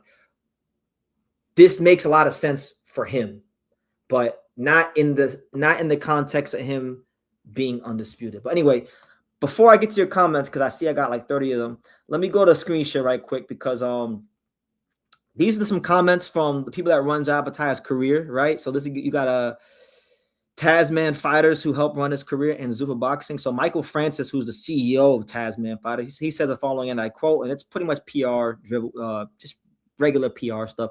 Jai belongs on the biggest stage against the biggest names. This partnership puts him exactly there. I'm pumped for what's next. I want these big fights, and I'm ready to prove myself on the world stage. That's what Opataya said, right? So they feel like they're gonna go undisputed. Like, look, this is an actual picture. This is from. This has a picture of Turkey, of Jai Opataya, Dana White. I don't know, man. This is interesting. Like, do you guys really think Zuffa Boxing might, for Opataya at least, do you think they're gonna actually try to unify the titles on Paramount Plus? Are they gonna actually make Jai Opataya the A side of the cruiserweight division? Is that what Dana White is cooking up here? Because I did not expect this, but I'm not mad at it for Jai Opataya because I know how hard it's been for him to get fights. Like these I won't say the fighters, but I know from talking to managers. I just freaking seen Zotto's manager at the convention. He's not overly eager about making that fight. Like, straight up. I've been around boxing a long time. I know when I talk to managers and promoters, no matter what they tell me, I can be around them and I can know if they're serious about making a fight or not. And based on what I heard, yeah, he's not trying to get to that fight because the risk don't match the reward for his guy, which I get. Do your thing. Do the Benavidez fight. It's a bigger fight. But yeah. Dan Canobio, shout out to Dan Canobio. He was on Twitter and he look. Dana White said Zuffa Boxing will not work with other promoters or recognize the sanctioning bodies. And then you got Jai Opataya signing with them saying let's make these unification fights and do the undisputed title. So I don't know, man. I don't know what's about to happen. I'm really intrigued. I'm really intrigued because the big fighters at cruiserweight are guys like, Zotto, Benavidez, and I guess you could say like maybe some of the British guys like Chris Billum-Smith, and they're good fighters, but they're not, like those are like the bigger names in the division. I feel like Zuffa Boxing probably could snatch up a lot of the top cruiserweight contenders and put them on Zuffa Boxing and do the fights Opataya there. But I don't know what the hell's going on. I think Zuffa Boxing might really legitimately be here to stay. Hold on, I wanted to talk about the undercard because they announced the undercard and I wanted to point some things out. But yeah, crazy times ahead in our sport. Crazy times. Let me see. We got some comments. We got 40. Oh my God. Let me see. We're not done. Dun. Hold on. I'm gonna go all the way up. I'm gonna run through all these comments. So my man Sean says, or is Sean? He says Opataya being a piece to bring in David Benavidez would be genius. Oh my God. Could you imagine Dana White promoting David Benavidez? Oh my God. On Paramount Plus? You might be honest on there, Sean. That might be the play because David Benavidez, unfortunately, he was robbed of becoming a superstar because of the Canelo fights. And we've gone through all that. We don't need to hash all that out too much here. But David Benavidez, I would like to see him get the opportunity to become the face of boxing. I know you're not really on that train as much, Sean. But I am. I've grown to like him a lot, and I think being the face of boxing, it's not just about being a skillful fighter. Like, you have to actually have the mentality and the personality and the temperament to carry that. And there's not too many guys that are really cut like that. David Benavidez is, and I think a fight with him and Opataya is a must-see fight. Is a must-see TV fight. Sure, people don't know Opataya like that. He's a guy that's more for the hardcores, but now he's got Dana White behind him, right? So now he's gonna be more mainstream, and I think that's the kind of fight that could really make David Benavidez a star. You got ducked by Canelo, ducked by Bivol, come to death row, get your title shot in your first. But yeah, that's how it's gonna be. Yes, indeed, Boxing says, I'm just curious, are these guys going to be able to fight for Zuffa and the 4-belt side, or we don't really know. Like, we're only going off of what's been said by Dana White in interviews and the whole thing with them going to Congress to, repeal and amend some of the things, the Muhammad Ali Act, right? From the way it's been explained to us, and reading through it, the Zuffa boxing is going to be its own thing with its own belt. It's going to be a league. So if it's going to be a league and if it's going to be its own thing, then there's not really any reason to unify and work with the other alphabet organizations. But who knows? In business and in boxing, things are always changing, always adapting and changing by the day and the weeks and the months. So we'll see.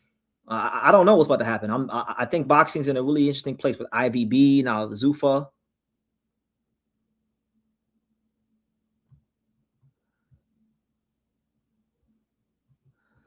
Shout out to Johnny Boy. He says Ryan versus Barrios. I can't take Ryan seriously at all. But I know he's more talented than Mario. Who wins, man? You ask me all the fights that me and Sean are about to talk about. You asking me all the Did Sean say we were gonna talk about that fight? No, Sean. Actually, Sean, you didn't. Because I got it on my phone right here, Sean. Sean didn't mention that fight, so I'll give my breakdown for that fight briefly, Johnny. Ryan versus Barrios. That's a tough one. Look, I want to say Ryan because Ryan, in terms of natural talent, and I've said this many times, he's still one of the most naturally talented fighters I've ever seen in the gym. He's just got certain things you can't teach, and people may be surprised by that because I've seen Devin, I've seen Tank, I've seen the majority of the best fighters in the world in the gym at some point, at one point or another. But the problem is he's just not disciplined. He's not serious. Like the boy is unserious. He's not serious about the fight game. So I don't know. I want to be led to believe that he's gonna be serious enough to beat a guy like Mario Barrios. Again, Mario Barrios is gonna be up for this fight. I'm sure he hasn't loved his last couple of performances, and he's gonna want to prove a point against Ryan Garcia. I think it's actually gonna be a great fight, and I'm gonna tell you guys this: it's on February 21st. That's also the same date that Lance Pugmire and Boxing Scene had originally reported that Angelo Leo versus Raif Salim was gonna be on. I'm not even sure Angelo Leo versus Raif Salim is gonna happen because it's January 18th, and Pro Box hasn't made a formal announcement.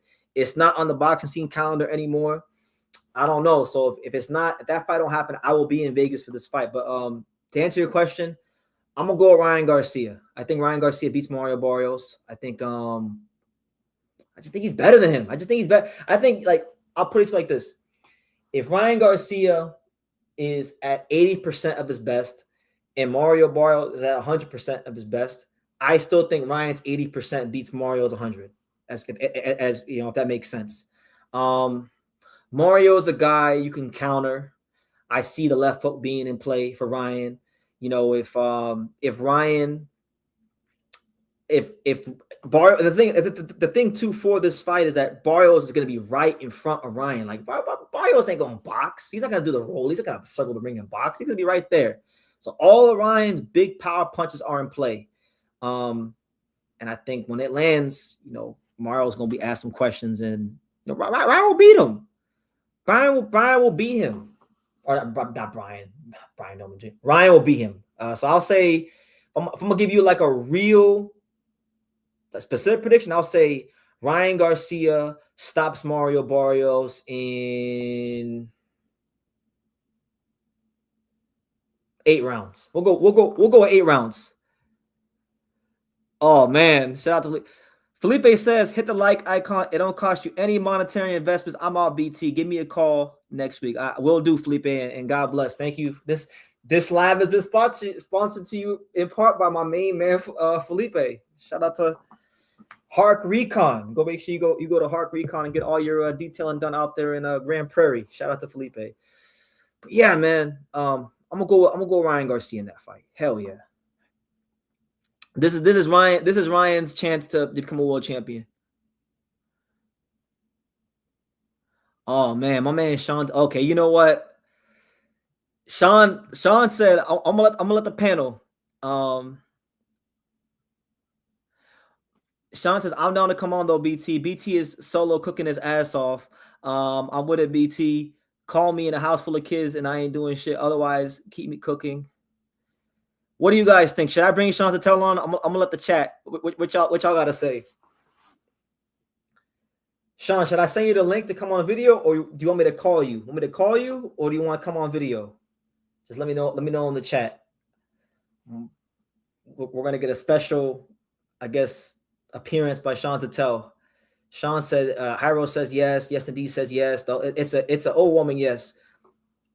Sean brings value to every stream because listen, Sean's one of them guys. I really wish sometimes, guys, like I wish me and Sean's boxing conversations that we have amongst ourselves could get put on YouTube. Like, because there's something we talk about. I can join on video. I can join video on phone. Oh, okay. So what I'll do is this, Sean. I'm gonna you're on 8% battery. If you want 8% battery, what we doing, champ? I'm gonna call you, Sean. I'm gonna call you. If you're on 8% battery, get a charger. You don't got a charger? You don't got a charger readily available? We're gonna like Sean. If I'm gonna bring you on, I want to do it properly. I don't want you to be here for 5 minutes and then just get off.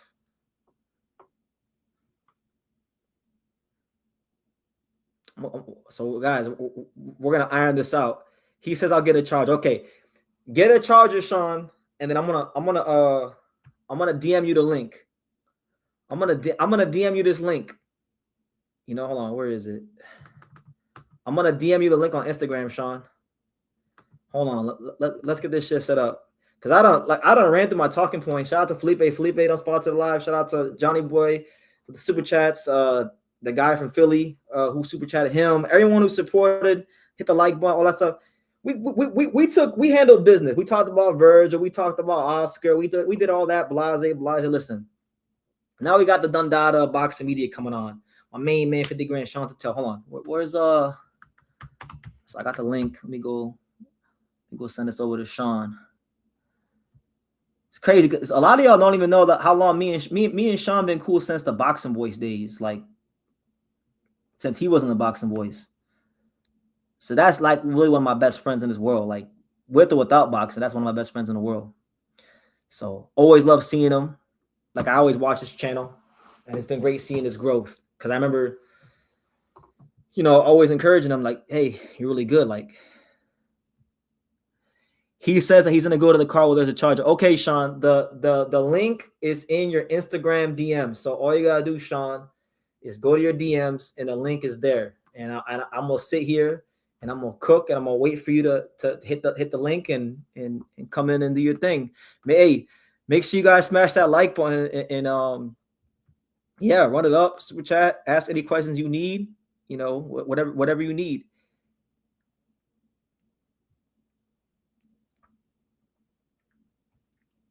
Show Sean on the screen. Yeah, get Sean on as your co-host. We're waiting for him. We're patiently awaiting Sean because I guess he's gonna go to the car. He got so fired up from this live. He said, I gotta go to the car and come on True School, which is great because you know these days it's not easy to get Sean. And like we're probably like he's probably my my closest friend in boxing media, right? And I would probably say I'm his closest friend in boxing media, but it's still hard to get Sean. Like got his thing, you know. Anyway, here he is, guys, the main man. Sean Patel. Oh, hair looking terrible. What up, man? What up, man? What's up, man? We got kids going crazy, playing in the living room. We had the saddest. Well, not really. I was prepared emotionally for what could happen. We had a horrible 49ers party where I got Steve Young on. I hear you. Straight belt to ass tonight. Yeah, it's like Zuffa boxing to the establishment of boxing. Just belt to ass. So, Sean, what are your early thoughts on Jaya Patai signing with Zuffa boxing? Because we were talking about that before you joined. Well, you have such a high IQ chat. Okay, I'm going in my car. You have such a high IQ chat that secret dance moves in the chat did my job better than I do my own job, and informed me that they're really just paying for the American TV rights, kind of like Top Rank was doing with Inoue.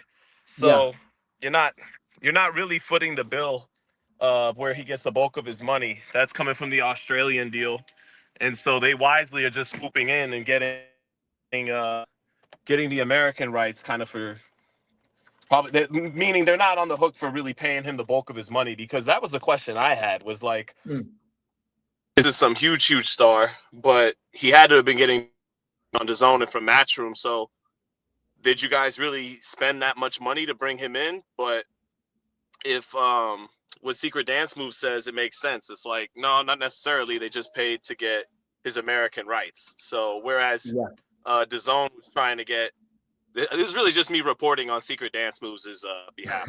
This Shout out to Secret Dance Moves. Whereas the DAZN wanted the rights to the Australian money and all that. So that, you know, he kind of got the 2-for-1 deal. I can be on Zuffa, which is going to be the biggest platform in the United States, and then still get paid the bulk of my money probably from the Australian deal. So kind of like PBC was doing with Tim Tszyu. Okay, that makes sense. So that would give him the freedom to still would that give him the freedom to still defend the IBF belt and I guess do the Zuffa thing? Yeah, I think early out the gates, you know, Zuffa's going to be smart enough to be like, sure, defend your sanctioning. But I mean, that's why Dana is talking about Ocampo's only losses were in title fights. So, which is, you know, ironic because he's saying these belts are retarded and don't mean anything. And then at the same time promoting his first fight with, well, he's only lost in title fights. It's like, which titles? The one you said don't matter or are irrelevant? Those titles? Yeah. But hey, we all have our cake and eat it too sometimes. We do. Sean, well, I gotta acknowledge the super chat because it's so large, and my man Felipe, he done sponsored the whole live. He said this live is being sponsored by the Almighty Lord and Savior. God bless. And yes, Jesus Christ. Yes, shout out to everybody. Shout out to the Lord. You know, without the Lord, I'm not here. A lot of y'all ain't here. So all of y'all ain't here. Brendan, why don't you say it the way you always say it when we talk privately about Jesus? When you go, every tongue shall profess, every knee shall bow, and you finish the sentence. Yeah, every knee shall bow and every tongue shall confess that Jesus Christ is King. Yes, sir. That's not exactly how you say it when we're alone. How do I say it? You say, and bitch ass. That means go ahead. And bitch ass. You're Puerto Rican. You're good, aren't you? Oh no, I can't. No, I can't say that. Okay. I can say it, but I won't do that right now. Brennan, to finish. Well, Brennan says, and ban, BAN, being the abbreviate, being the acronym. That means you too. Yeah, I mean all y'all. But switching gears, Sean. What else? We got Zuffa boxing. You got any thoughts, Sean, on like I know you touched a bit on Derek James and Brian Norman Jr. Yeah. What do you think about that? And you know, I know you mentioned in the comments, but who do you think would be a good fit for Brian Norman Jr.? Man, I wish John David Jackson would get some run again. But you know what? Again, and I said it in your chat earlier, man. No matter who we're talking about, I mean, well, I don't think anyone's bringing up Freddie anymore with the age he's at, and you know, respectfully, one of the greatest trainers ever who learned under Eddie Futch, as we all know, but his health rating, I just want to put a lot of respect on his name before I mention that part of his life right now. But whether it's Freddie, whether it's Vergil Hunter, even Bomac to a lesser extent, because he hasn't been around as long as those guys and he's still in his prime as a trainer. What I'm getting at is, man, it's a lot of established names that's already been around for a while and have made a lot of money. And it's not a lot of young up-and-coming trainers. So that, like in the NFL, man, they look for who's the hot young offensive coordinator. They don't just immediately go after Mike Tomlin when Mike Tomlin's going to get a job, you know what I mean? And John Harbaugh is going to get a job. But what's really hot in the NFL, like the Seahawks who just spanked the shit out of the Niners, you know, that guy is in his first head coaching gig in the NFL. Mike McDonald, Ben Johnson, over, you know, hosting the NFC divisional. He's in his first head coaching job. He was the offensive coordinator. D'Amico Ryans with the Texans, and so there's retreads in the NFL, but like in other sports, the hot thing is getting the young talent who's on the rise, not just retreading the same established names over and over again. And that's kind of what we got in American boxing right now. But to answer your question, like I think Derek James will improve Brian Norman. BT, you know, I think you'd agree. Derek James's strength is the lead hand control, being busy with the lead hand, volume, conditioning. yeah, volume conditioning and good work with the lead hand, being very educated with your jab. I think Derek can make Norman a little bit busier. I think Norman has an underrated jab. He was out jabbing Haney early and then didn't get the Mhm. best advice from his pops. And then Haney overall is just a better fighter at this point in their careers and outskilled him and beat him clean. But Norman has a good jab, and I think Derek James can only make it a better weapon for him, maybe even better sense of distance and all that. But Derek James, even back doing videos with Dante, who doesn't like me, but hey, I give credit where it's due. I watched the interview. Derek Yeah. James kind of downplays head movement. And to be fair to Derek, I've seen Floyd Mayweather in the gym who has some of the best head movement of all time, kind of saying you don't need to be getting under and ducking and doing Correct. a lot of Mike Tyson, Canelo stuff. If you know how to control distance and keep a guy on the end of your punches, half the time you don't need to do all that.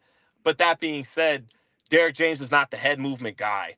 No, And no. Brian Norman, he kind of, when Sports Illustrated did a study on Julio Cesar Chavez, they studied one reason he has one of the greatest chins ever is he has a big fucking head. And so like scientifically, they showed why this man could take a better punch than 99% of not 0.9% of other human beings. Brian Norman has a small head if you look at him. And I think his punch resistance isn't one of his best attributes. I don't think it's a particular strength he has. No, So no. I wish there was. That's why I bring up John David, because John David is from that crafty Bernard Hopkins. He worked in Bernard's corner. He fought Bernard. He works with Clarissa. She moves her head excellent. He I would like to see Brian Norman find a guy who can work on his craftiness and his slickness. I don't think the jab and being busy and being in condition are huge glaring weaknesses that he needs. Yeah, Derek James would No. improve those aspects of him. And Derek James overall will probably make his tactics a little bit better, his overall game planning better. But I wish there was a guy out there that can help Brian change what Tim Bradley taught me is called head slots. Mm. Different ways to get your head off the line when you're working behind your jab and when you're setting things up. What I'll say is this, Sean. Alda Powell mentioned. Now I'm not gonna act like I'm the most familiar with Bobby Benton. I know he trains with Shockey Foster. I don't know who else he's Okay. trained, but he's done a great job with Oshaki Foster. I Maybe mean, I know he's a younger coach than a lot of the guys we named. I know Asaki Foster has some of the best defense in boxing. The fight we were at last month. Man, we had Yeah, a blast, bro. Covering we really enjoyed how Shockey Foster performed against Stephen Fulton. He's a really, really skilled fighter. So if his work with Shock is any indication of the stylistic imprint he can have, then yeah, I think Bobby Benton's an underrated name that not even I'm thinking of, you're thinking of. That's what I mean. Who's the guy that doesn't necessarily have the biggest name, but is hungry and can, really improve you in areas you need improving in. yeah, yeah. I mean, there's not a ton of young American coaches I can think of. Like I know, like right there in Vegas, you got Bobby McCroy. Like he trained with Raif Salim. I know he's the assistant for Bruce Carrington's Yeah. upcoming fight against Carlos Castro. So we'll see how that goes. He's more of an offensive trainer though.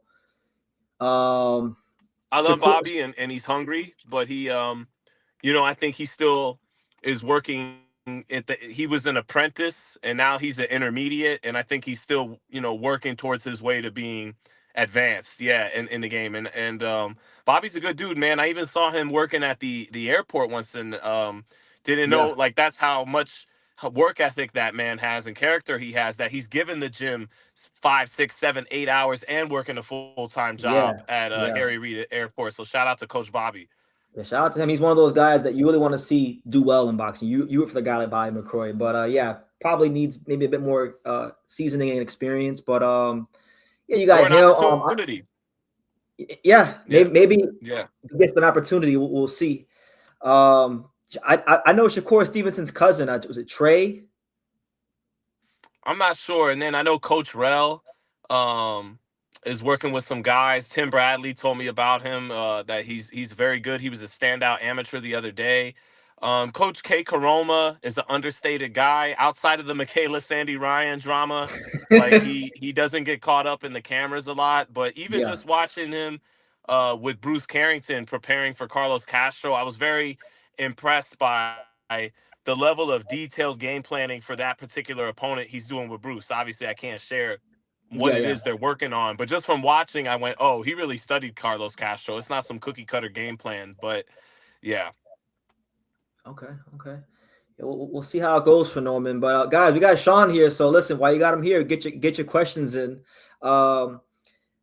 Any initial thoughts on IVB boxing, Sean? I know you spoke about it in the comments, but you got any thoughts you want to share about what? I know it's on your channel coming out soon, but Yeah, well, no, yeah, it's coming out tomorrow where I make a lot of jokes about Ed Pereira because apparently I like sabotaging my access to credentials now for some reason. I can't get out of my own way. yeah, Because I both want to cover a summer outdoor event in San Francisco and both cannot help, and yet at the same time cannot help myself making so many jokes about Ed Pereira right now yeah, because it's like I want to break the all-time attendance record, and it's like, well, if people are getting it for free, that doesn't really count. You know, Tony Zale versus Billy Pryor, people paid to see Get that paid. fight. Okay, but you know what? What am I saying? People, why turn down?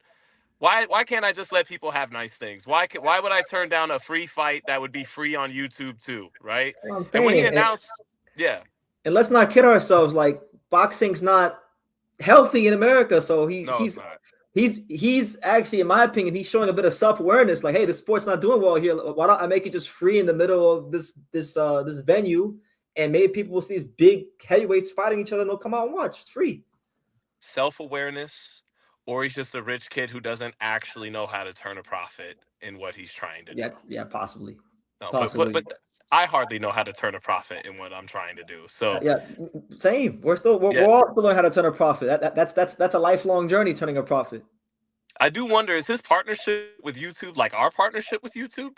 Or is it I like an don't know, actual partnership with because YouTube? it'd be hilarious if like he's talking about Google AdSense. That's what I mean. Like, is this partnership with YouTube you're putting up just like having a YouTube channel? Because I mean, that counts, I guess. Yeah, Because yeah, it we're counts. partners too, But right?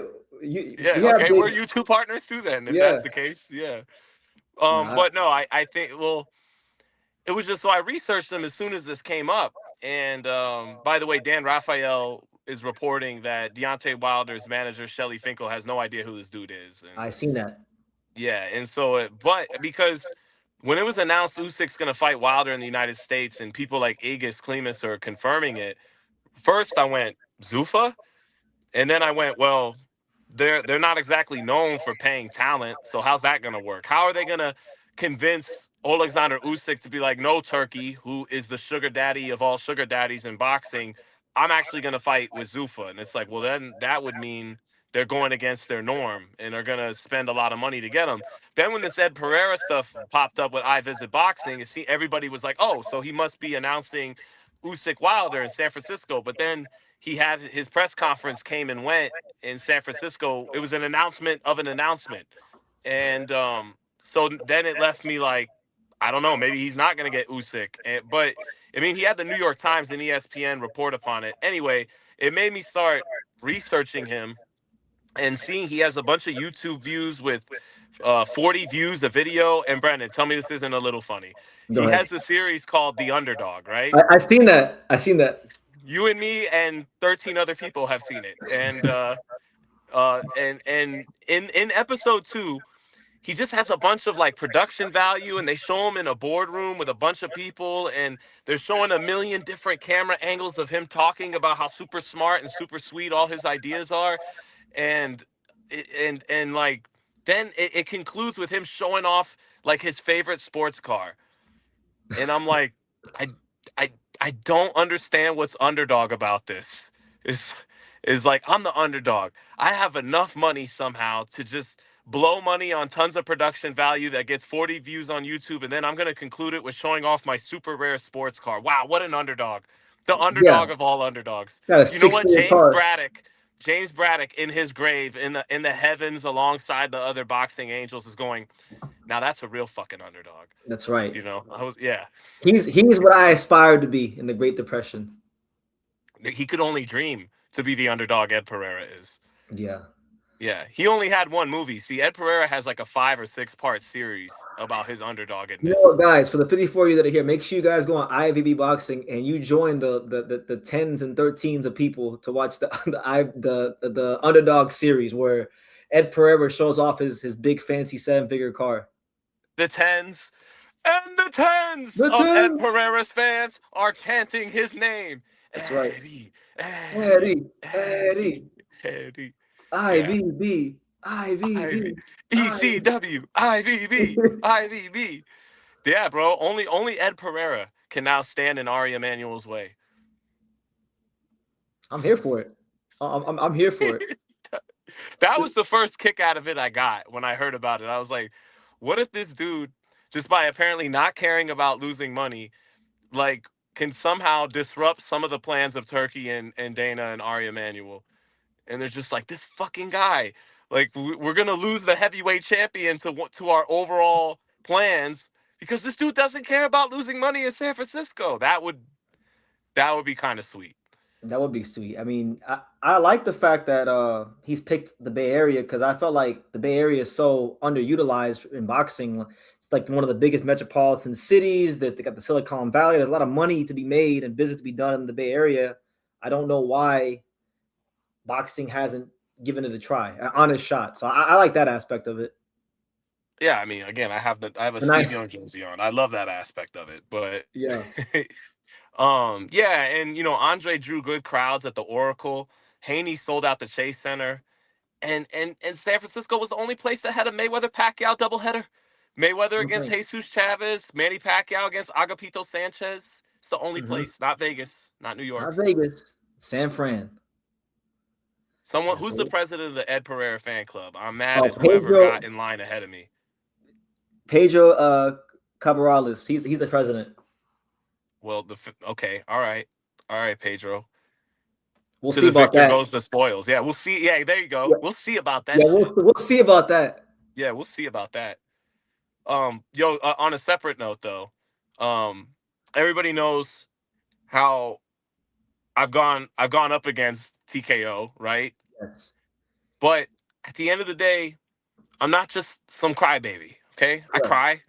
I could be a baby, but I'm not Yeah. a crybaby on a Mm. completely consistent basis. Okay, so I love Martin Scorsese, right? Yes.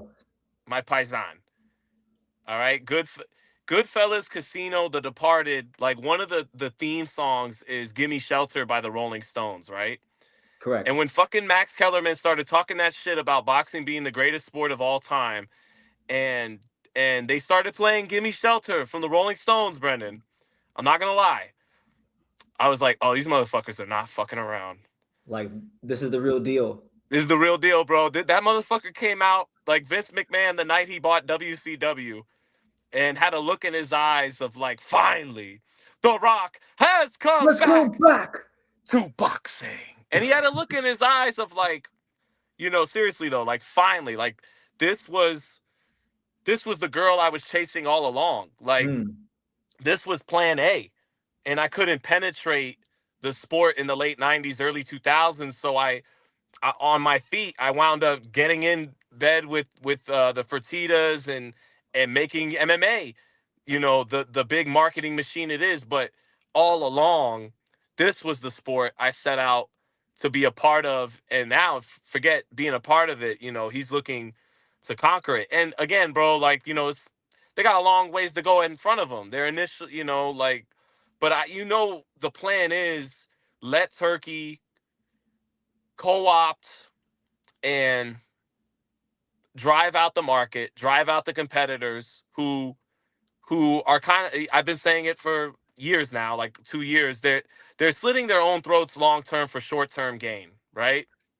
And if that public investment fund cuts off, which it might, because it's hemorrhaging a lot of money, even though they got a ton of fucking money, then where are they gonna go? And at that moment, they can control the market and be the only game in town with real resources and network deal. Mm. So, and they right away, man, they went straight to USA Boxing. I already know for a fact they've put the full court press on some of the best amateurs in USA Boxing. if you got the inside track to everybody coming out of USA boxing, you control the future of American boxing, period.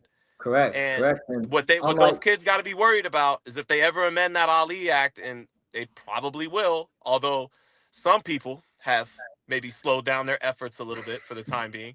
But if they do, then you do got to worry that they'll try to exploit you the way they did the MMA fighters. But again, I think their trump card is, other than Donald Trump, is that they could always just pay motherfuckers, Brendan. They could always just be like, well, we had a good run. They're not letting us exploit fighters anymore. All right, we have so much money. Let's just do what the NBA and NFL do and just pay people and keep this ship running. Like, if that's their worst case scenario, then like it's ball game, you know. But then the worst case scenario, what it really is they can't pass the Ali Act, and this is really their XFL. I do think I do think boxing fans should at least note some kind of concern that Dana's UFC product, critically, not necessarily commercially, seems to be on a decline from MMA purists. So if you're a boxing purist, you're getting this guy at a time where Helwani and a lot of the media and the fans, at least that I see, and I don't follow MMA, I don't watch yeah, MMA. They're saying he seems more unmotivated than ever. That they don't produce stars like they once did, or storylines, as you know, as wrestling fans would put it. So you do got to wonder, what if boxing is just going to be the redheaded stepchild under you? What if it's like, I made a joke to Samantha, my wife. I go, what if like boxing gets relegated to PBR status and it's not even? And then I looked it oh up and they God, actually own PBR. you Like they said actually own PBR PBR bull though. riding? What if ultimately it's less important to them than not only WWE and UFC, but like it's like power slap level. But Oh I don't know, man. Dana loved boxing in the first place. So I was at I'm sorry for being long winded. I'll shut up in a no, minute. But I'm letting you cook. Go ahead. I was at Chicken and Pickle last week, right? All right. Chicken and Pickle is a place where you could get really good chicken in Las Vegas, and you could play pickleball. Hence, Chicken and Pickle. There you And go. all over the place, they had UFC fight posters and a schedule on the wall of, hey, book your reservation for our UFC fight parties. And they had the Pimblick, Justin, whatever his name is, Yeah, the fight. scouser. Yeah, they had that fight postered everywhere. And I could hear my detractors being like, what's your fucking problem? Why don't you want that for boxing? And they literally have so much, dude, like a quarter of the bumper. You get you get 25 to 45% of the bumpers, the license plate in Las Vegas having an Al Davis Raiders license plate, and you have like 25% throughout the city having a UFC license plate, right? And it's because Lawrence Epstein is on the board of directors for the Las Vegas arenas, at least definitely on Hmm. Allegiant, but I think he may be on it for T-Mobile. T-Mobile has the home of UFC. Anyways, they have the kind of well-oiled machine, and like Max Kellerman keeps saying, and I love Max, and he's like the MJ of what we do, but I also called him a bit of a sellout for how he's been moving with this shit lately, which I think is Yeah. fair, which I don't think he cares, even if there's truth to that. I think he'd acknowledge it and be like, yeah, okay, whatever. But point being, they have everything it takes to make boxing potentially mainstream again, or it'll be the redheaded stepchild of the WWE and UFC, and it'll be their XFL venture. Like it won't even work the way they believe it'll work, but it's just as likely, if not more likely, it is going to work. So I have to make my amends with this potential reality, bro. And I fought the good fight or whatever, maybe even harder than probably harder, a lot of people would say, than the existing powers that be actually deserve. So Yeah, I would say so. I mean, look at this whole Oscar De La Hoya, Rick Morrigan situation. They're not right. making people like you or But even me Rick's who got have. guys with TKO already. Yeah, exactly. Who does he have with TKO? I don't know exactly, but Okay. I want to acknowledge the super chat again from Felipe. He says, "Amen," and it's a $100 super chat. So, amen. damn. To God be the glory. I think he was responding to LA Lakers. The guy in the chat, he said Philippians 4:13, which states that I can do all things through Christ who strengthens me. So yes, we are here with my main man 50 grand, Sean Tatel. We're trying to make sense of Zuffa boxing. We're trying to get Sean to be in a happier mood after that Niners game, you know. And I came in with look. We're at a friend's house, right? Where a bunch of yeah, our daughter and son are partying it up with their kids and another family's kids. I had like a meltdown where I face planted on their carpet out of frustration with the Niners play calling 2 weeks ago, the last time they got their asses whooped by the Seahawks. And I said, Brendan, what? I'm a grown man. What am I doing? What am I doing getting so upset about a football game? So I came sure. here today, whether they win, whether they lose, whatever, not really giving a fuck. It's a football game. And so when they got that ass waxed, I kind of just started enjoying Seattle's game. I'm like, let me enjoy this game for what it is. If it's a Seattle ass whooping, let me enjoy the way Kenneth Walker is just steamrolling the Niners. Sam Darnold's not making any mistakes, and their secondary with Tyreek Woolen and Devin Witherspoon is super good. I mean, I'm good, bro. it gets to a point in time where a team gets their ass beat so much, you just got to enjoy what the other team is doing. Like last night, you know, I'm a big Enjoy the sport. fan. I was watching the Florida Panthers and Carolina Hurricanes last night. We lost 9-1. 9-1. I started laughing. Like, what can you do? Yeah, it's like enjoy the Hurricanes at that point. Man, they're playing a hell of a game. Yeah, they played a hell of a game. I was getting a kick out of No, go ahead. Go ahead. DeMarcus Robinson is like the fourth receiver on the roster, and the Niners were getting their ass whooped 41-6, and Brock Purdy fumbled, and DeMarcus Robinson was the only person in sight of the ball for like 4 or 5 yards. This man just stared at the ball and didn't even attempt to fall on it. He pulled the Cam Newton. The Cam Newton. No. See, Cam Newton bent down. Like, Cam Newton made a half effort. This man didn't have anyone within a few yards of him and just stared until the Seahawk grabbed the ball. I thought that was pretty cool. Yeah. They want to know from you, Sean, the LA Lakers. He says, Sean, what is the biggest knockout you ever watched? Okay. A lot of knockouts. Man, I've seen a lot of great knockouts. Let me tell you one that came to mind immediately. Is it let me ask, like, press at the actual fights or just on TV? Specify that. I think he means at the fights. At the fights? Because I know mine. Mine is pretty easy. Which is? Brian Noman Jr. and Jin Sasaki. Oh, shit. Yeah, you were there. Yeah. Either that or, Angel Leo versus Renato Lopez was pretty damn good. That was up there. Frank Martin. Back knockouts of the year. Yeah. And Brendan was there. That means greatness happens when Brendan Taylor is in the motherfucking building. It's true. Dalton Smith. What's the common denominator of all these fights, Brendan? One's in Japan, one's in Brooklyn, one's in Albuquerque. What's the common thread here? I'm there. Brendan Taylor's there. So maybe if I when I go to Puerto Rico for this Dander fight, maybe something special happened that night too. Okay, so the biggest knockout I saw was Juanma Marquez sleeping Manny Pacquiao. Yeah, for sure. But in terms of biggest, like the most brutal, what was the first one that came to mind? What? Let me take you way back to February 2006, Mandalay Bay. Okay. Calvin, the boxing banker Brock versus Zoe Lawrence. Respectfully to a professional heavyweight who would behead me, knocked the dog shit out of Zuri Lawrence. Yes. Okay. 2006 Ring Magazine Knockout of the Year. I was there. Yeah, if y'all never seen that knockout, go check that one out. Calvin Brock, Zuri Lawrence, 2006 Ring Magazine Knockout of the Year. Oh, that was a good one. I was there, bro. Yep. Hell yeah. Yeah, there's so many. I'm sure. What's the second? What's the second best one, Sean? Man, I've been to so many. Deontay Wilder, Luis Ortiz too was a good one. I was there when Wilder for Wilder Stavern too. I like that one a lot. Oh yeah, that was that was a beautiful first round. Just demolition job. Yep. Yeah. There's a lot of them. That might need to be a video, Sean, like where we recap the best moments we've seen press row over the years. I'm still trying to rack my brain. Daniel Blancas got a nice knockout that I put on the channel last month. That was a nice one.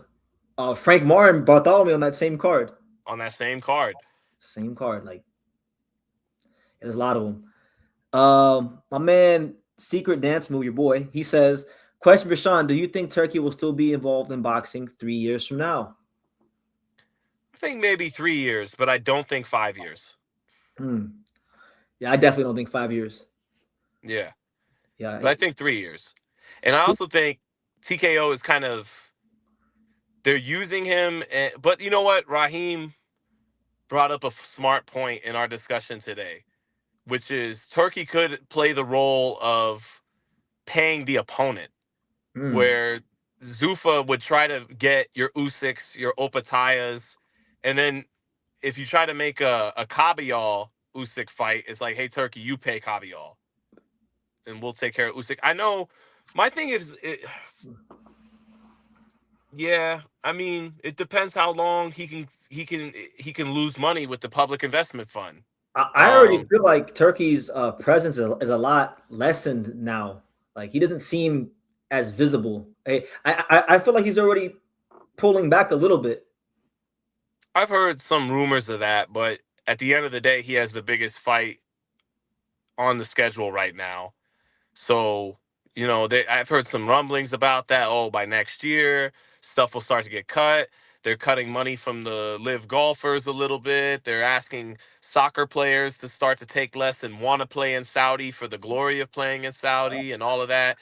Yeah, I don't know. I know Eddie Hearn's plan is he knows how to be more subservient and won't have an ego clash like he thinks inevitably Dana and Turkey would have. Yeah, and if you're Turkey, I think you should wonder about it. Are you just being used by Zufa? Because if they can ever find a way to fix the market, they have like mixed martial arts and gobble up all the fighters from USA Boxing and get them into kind of deals that they have their MMA fighters in, then they don't need their money mark anymore to pay exorbitant purses. If the whole plan is to lower the market down to much more affordable labor, I guess, to put it that way, then what do you need your money mark for anymore, anyways? So Correct. I don't know. No, That's why Eddie thinks, let me play my cards right, and maybe they'll break apart, and I could be his guy. So we'll see. we'll see how it goes. On a much lighter note, Sean, I know you love this question. They want to know is Muhammad Ali in your top five of all time? Yeah, he's the greatest heavyweight of all time, and I think his resume is still second to none. I think resume wise, Lewis doesn't have as many names that we know because we were born in 1991 and 1995, Correct. and Correct. admittedly had a bum of the month club. But I think Lewis holding the title, I think from what was it, 37 to 51, something like that, Yeah, like 14 they're like years, still has 25 title defenses, the all-time record. But still I think knocked in out like terms of 7 or 8 Hall of Famers. right. Yeah, So he's certain. I but they're mean, not. Max Baer. Yeah, they don't have the names aren't George Foreman and those guys though. So I get it.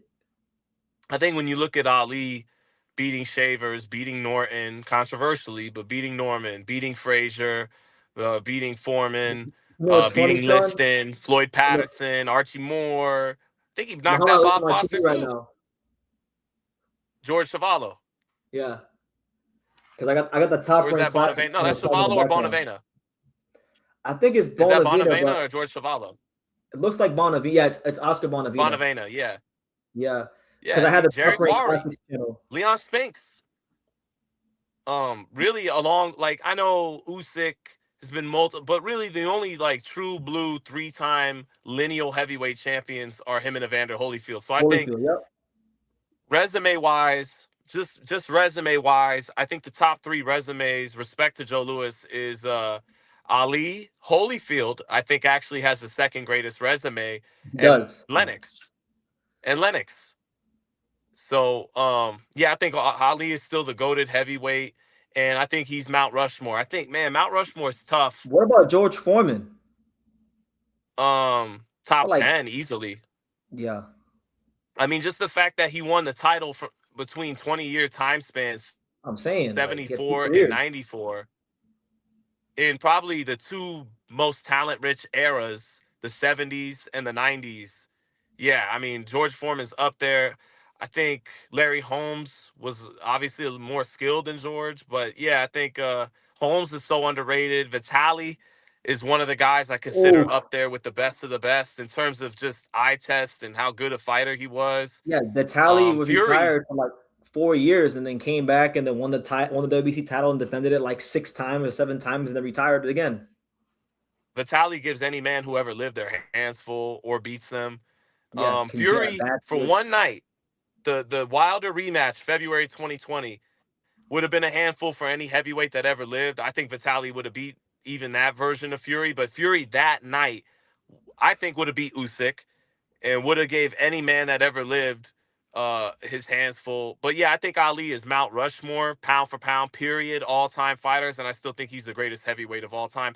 And I think what's a little overlooked about him, yeah, the speed, the fluidity, the footwork, the reflexes early on, the chin, the toughness, the greatest fighting spirit, I think, in boxing history, just fighting spirit. But the volume, like, Mm, he threw 72 punches in the 14th round against Joe Frazier, bro. A heavyweight a at heavyweight a and ridiculous pace.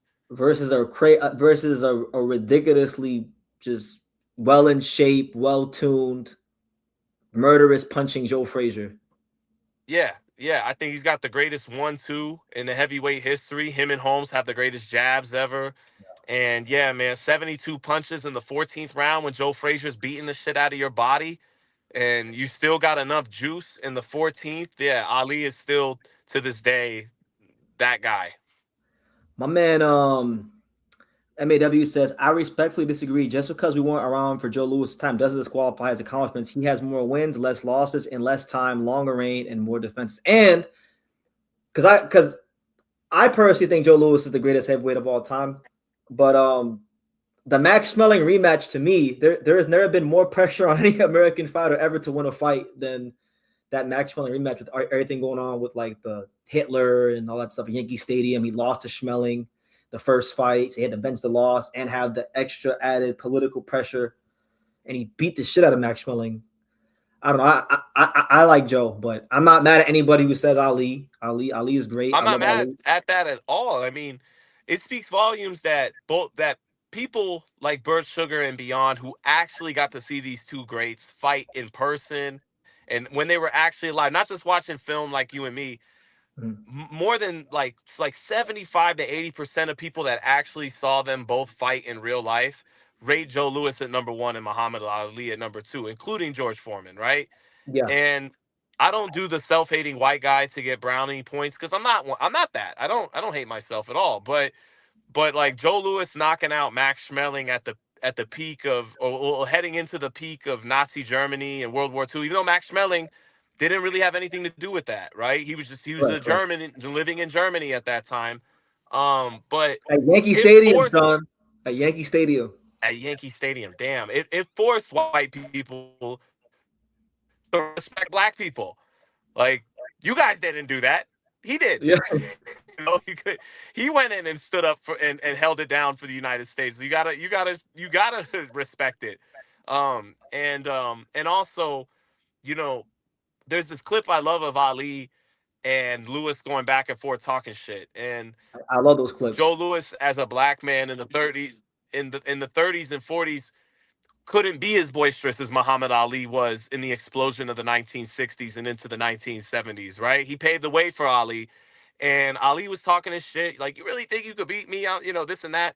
And Joe Lewis calmly is like, he's like, well, we used to have what was called the bum of the month tour, the bum of the month club. He's like, and Clay could have been on the schedule. And I was like, damn, I've that's seen some that. Yeah. cold in the pocket shit talking. Like he. So that tells you, oh, Joe Louis could have popped his shit. It's just he was in a time where he wasn't really allowed to, and he had to serve in the military. Mhm.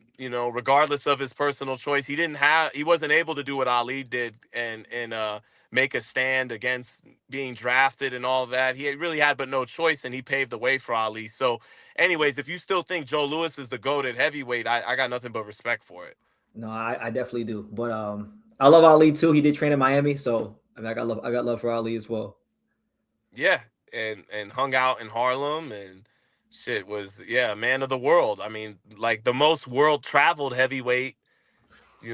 Zaire and Manila and shit. I mean, the Bonavena fight was in America though, right? Or he didn't fight him in Argentina, did he? No, I don't think so. No.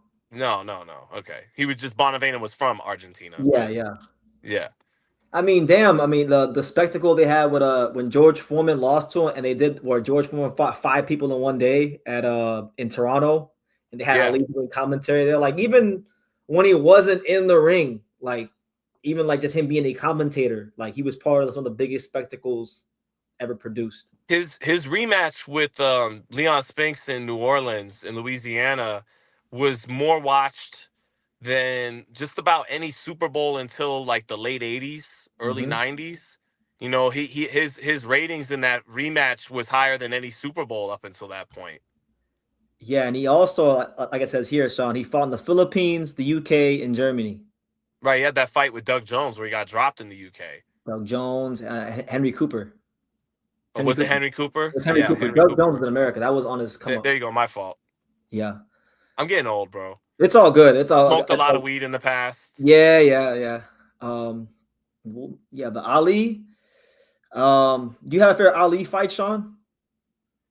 The first Frazier fight. But for him, like performance wise, um, probably Cleveland Williams or Zara Foley. Yeah. Um, yeah, Jerry Quarry stopping Yep. him on cuts in a couple rounds. That was just super sharp. But I think, as cliche as it is, man, I think Thrilla and Manila in terms of brutality and just, oh my God, how are these two men doing this to each other and withstanding it?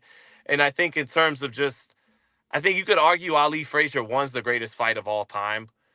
So, I mean, it doesn't get much better than that. So I would say Ali Frazier won at the Garden. Two legit lineal undefeated heavyweight champions at the same time. At the peak. Yeah, I think Well, yeah. yeah. Yeah. I like George Foreman. Yeah. But it's a false narrative that Ali was just laying on the ropes getting beat on and then he knocked him out. It was like No, he no. was kind of whooping his ass the whole fight. He was making Foreman ineffective all night and then picked his spots and was landing clean and bopping his head around. That knockout didn't just come out of nowhere. No, it was he had a very structured game plan, and Yeah. that was like the culmination of him just systematically breaking them down round by round. Yeah. Yeah. I just liked it because he knocked out Frazier. What was it like in 2 rounds right before that? George Yeah. Foreman. Yep. Like And dropped him 5 times. Yep. yeah, destroyed him. So everyone thought that Ali was gonna get clobbered, and he didn't. What I love about Ali is how much he engaged his critics, his detractors. As a media guy, selfishly, it's like, man, I wish fighters were like that. I wish it was like, you got something to say? Let's have at it. Yeah, Let's have discourse right now in front of everybody. yeah. He would turn you into a lover. Like he didn't. These guys now want you to be a hater. That's what they feed off of. They do. He would make you smile and win you over.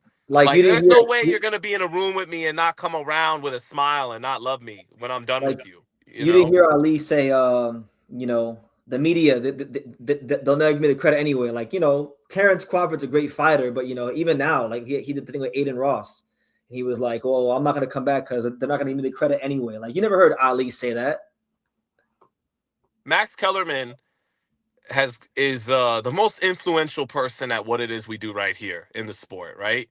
He called you the GOAT in the ring.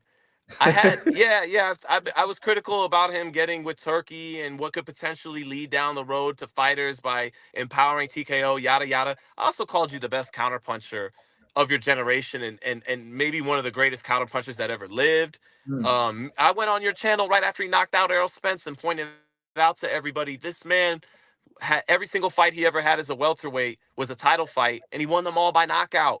And I had 100%. a 70-minute long video with Raheem when he announced his retirement, going down memory lane, talking about what a great fighter he was, and all the memories I had watching him with my mom in the Gamboa fight in her living Hmm. room and telling her about how great he is, And being on your channel in 2017, calling him #1 pound for pound when they were saying no Chocolatito's pound for pound, no Andre Ward's pound for pound, no Lomachenko's pound for pound. I said no Terrence Crawford is pound for pound, and you were #1 pound for pound, crowned by essentially all the media. Again, the guy that's the most popular and the most influential at what we do called you to go in the ring in front of 70,000.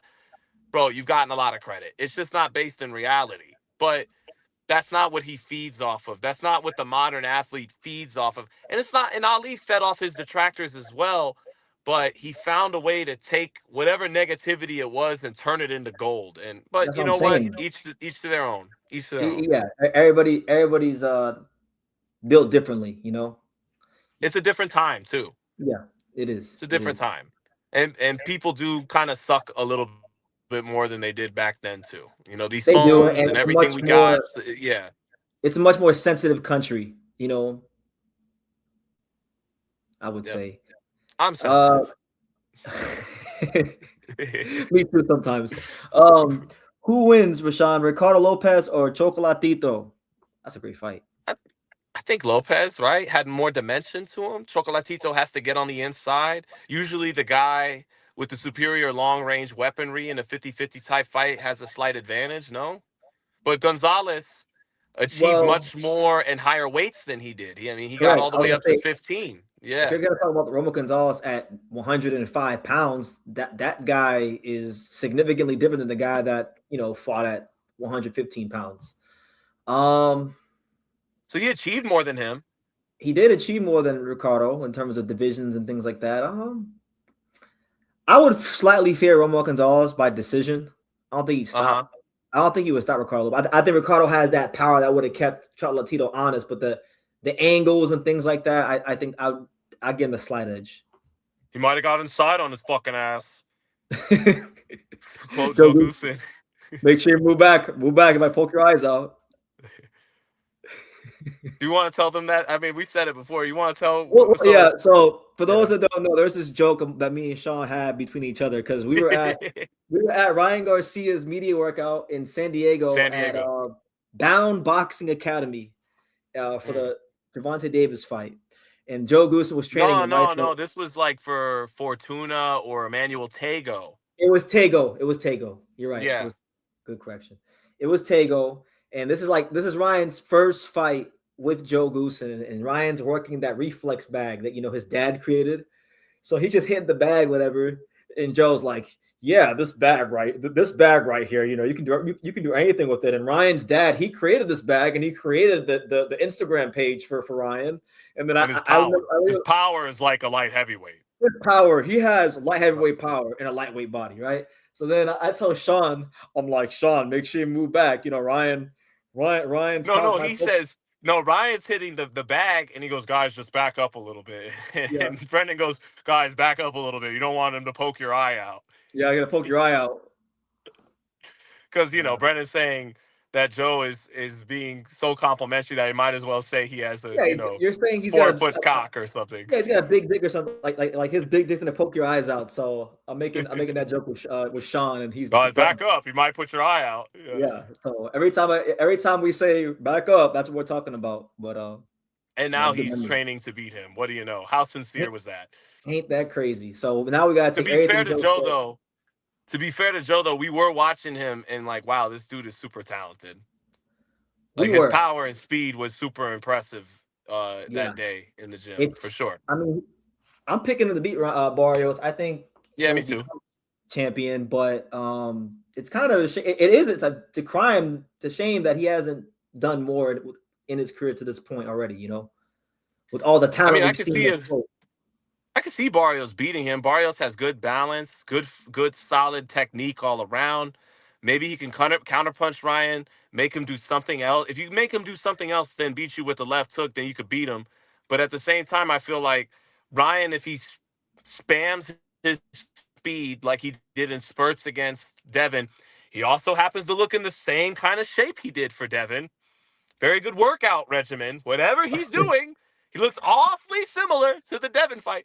And if he's able to summon those bursts of speed, he could get the hook off. Because maybe he could just overwhelm him with speed in moments. And that's how he gets the hook off. Not necessarily doing what he did against Rolly, where he didn't look as muscular as he is Different heading into this workout fight. program. It was a different Yeah, workout regimen, Sean. different workout program. Different vitamins. It's Kanye West workout Yes. plan. Yeah. Yeah. Do you remember, Sean, when Joe said that you don't train Ryan Garcia? You don't train him. Right. Right, because he doesn't listen anyways half the time. So that does make sense, to be fair. My man Jairo says, when are you going to acknowledge that Eusebio Pedroza would have schooled Salvador Sanchez? Never. Well, I don't know. I mean, he's a great fighter, but Jairo, I'm actually gonna do a long video on that fight just for you soon. Just for you. Keep asking about that. When are you gonna acknowledge that Salvador Sanchez would have beat Julio Cesar Chavez at 130 in 1984 if he didn't die in a car crash, son? Man, shit, he would have beat Alexis Arguello. I think. Well, I would have been. Yeah, Arguello had the size and the length on him. Pause. Yeah, I don't even like saying pause. It's not, I just. You are from New York though, so it's okay. Yeah, pause. Like if I say it, it's weird because I'm not from New York. Yo, he would have had the size and the length on him. Pause. Pause. The length was crazy. Pause. Get on your camera animation. Your camera animation.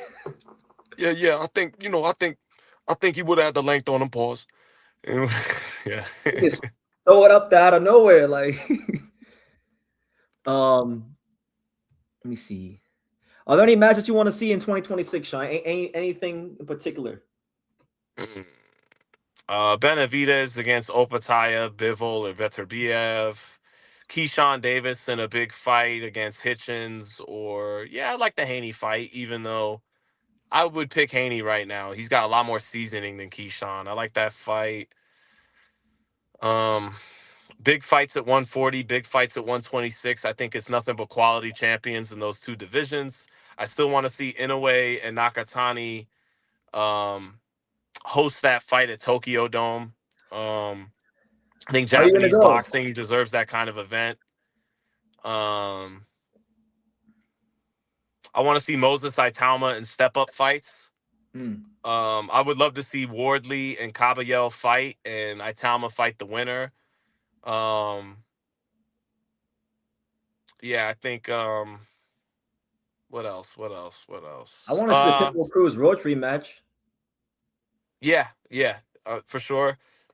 I would like to see the 54-pound division get active. I would like to see Bakram, Kelly winner, Fundura, Vergil and Boots mix it up and fight. Maybe I feel bad, man, but maybe a little birdie told me that Xander and Devin Haney could be a possibility. I'm interested to see what Xander says if Devin Haney, if Brendan, when he pulls up to Puerto Rico, asks Xander about that. You heard it here first, okay? That'd be an intriguing fight.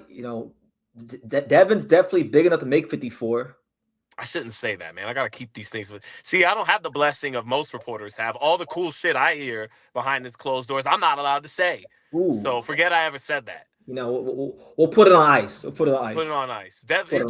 Just Brendan magically, pretend it's just a thought that just popped in your head, and just ask Xander about it. What would you think if just by any chance Devin Haney? Well, Xander, talk to us about Devin Haney. No.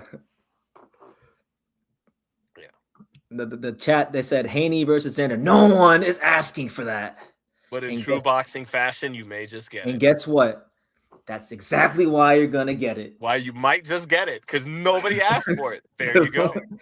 But you know what? If Turkey Al-Sheikh does it, then they're going to say, wow, that's a crazy fight. They're going to say, at least we're getting the fights. At least we're getting the fights. He's making the fights no one's ever made. No one ever made a big fight before Turkey Al-Sheikh. Right. No one ever, we would have never got Jao Pataya versus Jordan Thompson without Turkey. We got Better Be a Bivol twice. We got Canelo. Hey, no, I don't remember anyone really asking for Canelo Crawford, but once we got it, Allegiant Stadium. So,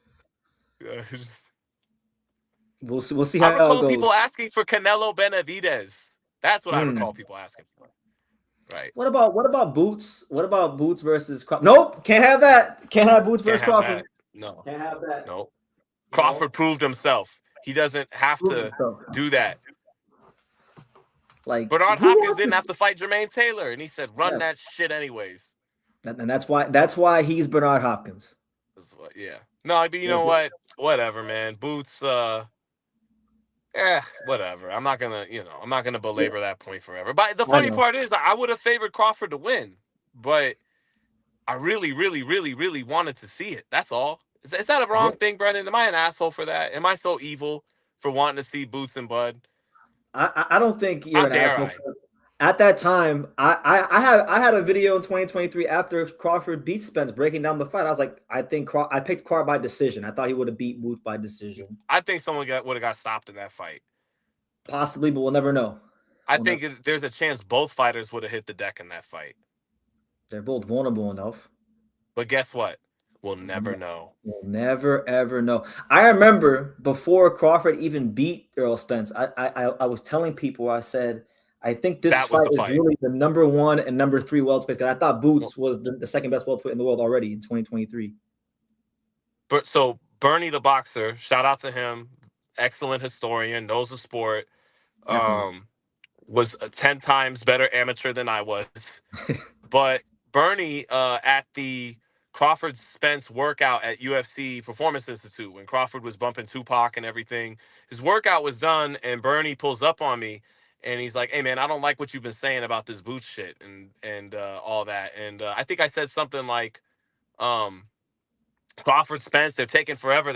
I'm over it. They're taking so long to make the fight. Why don't you two play rock paper scissors, and whoever fucking wins or loses fight Boots at this point?"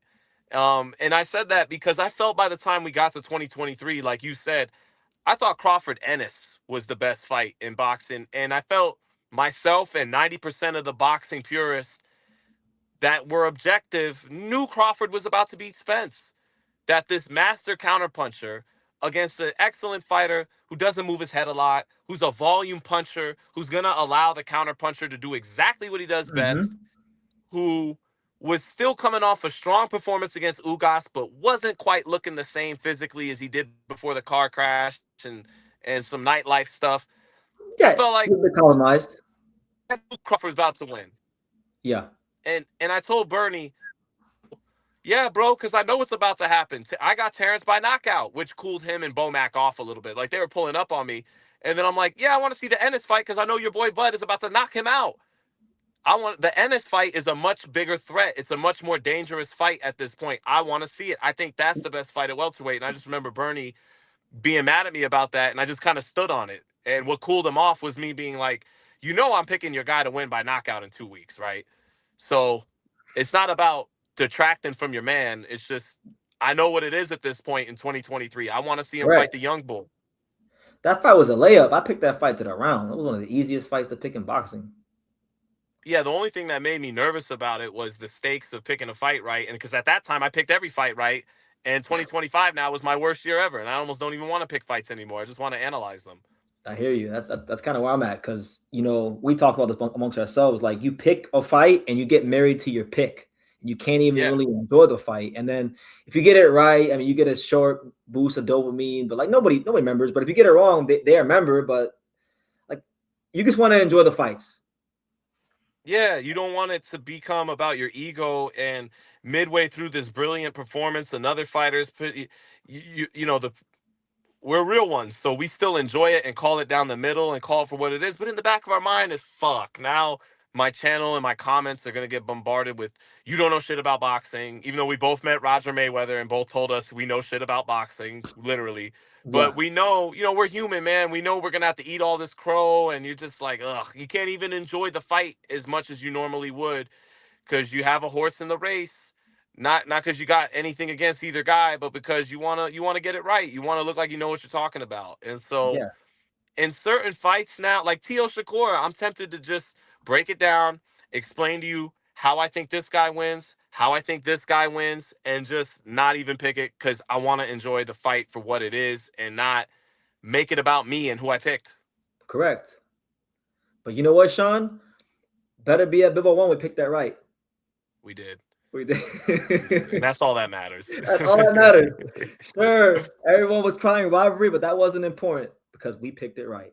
We both made that joke. We're like, I think Bivol won, but we picked the fight right. So Doesn't who the matter. fuck cares? That's case in point, right? Our job is to point out that that probably wasn't a good decision, but we didn't do that. We We didn't just pointed care out because that we we picked picked it it right.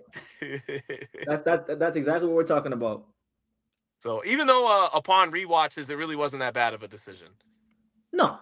I thought Bivol, that better be a finish a bit stronger down the stretch. On rewatches, I scored it a draw and thought better be a close stronger. So if it's a 6-6 fight, I'd rather be the guy who closed strong. And so you can't be that mad at the decision. I mean, both fights were pretty even. That's why we joked around and I called it the AIBA World Championships of boxing. I'm like, I don't want to see that shit again. Like someone needs to dominate. No one's dominates. Like your turn, my turn. You go, okay, Bill, you get some shots off. Okay, Better Bear, you get some shots off. Like, nah, man. We saw 24 rounds of it. Let's move on, please, for the love of God.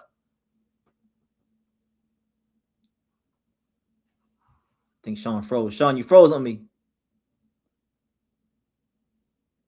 Sean.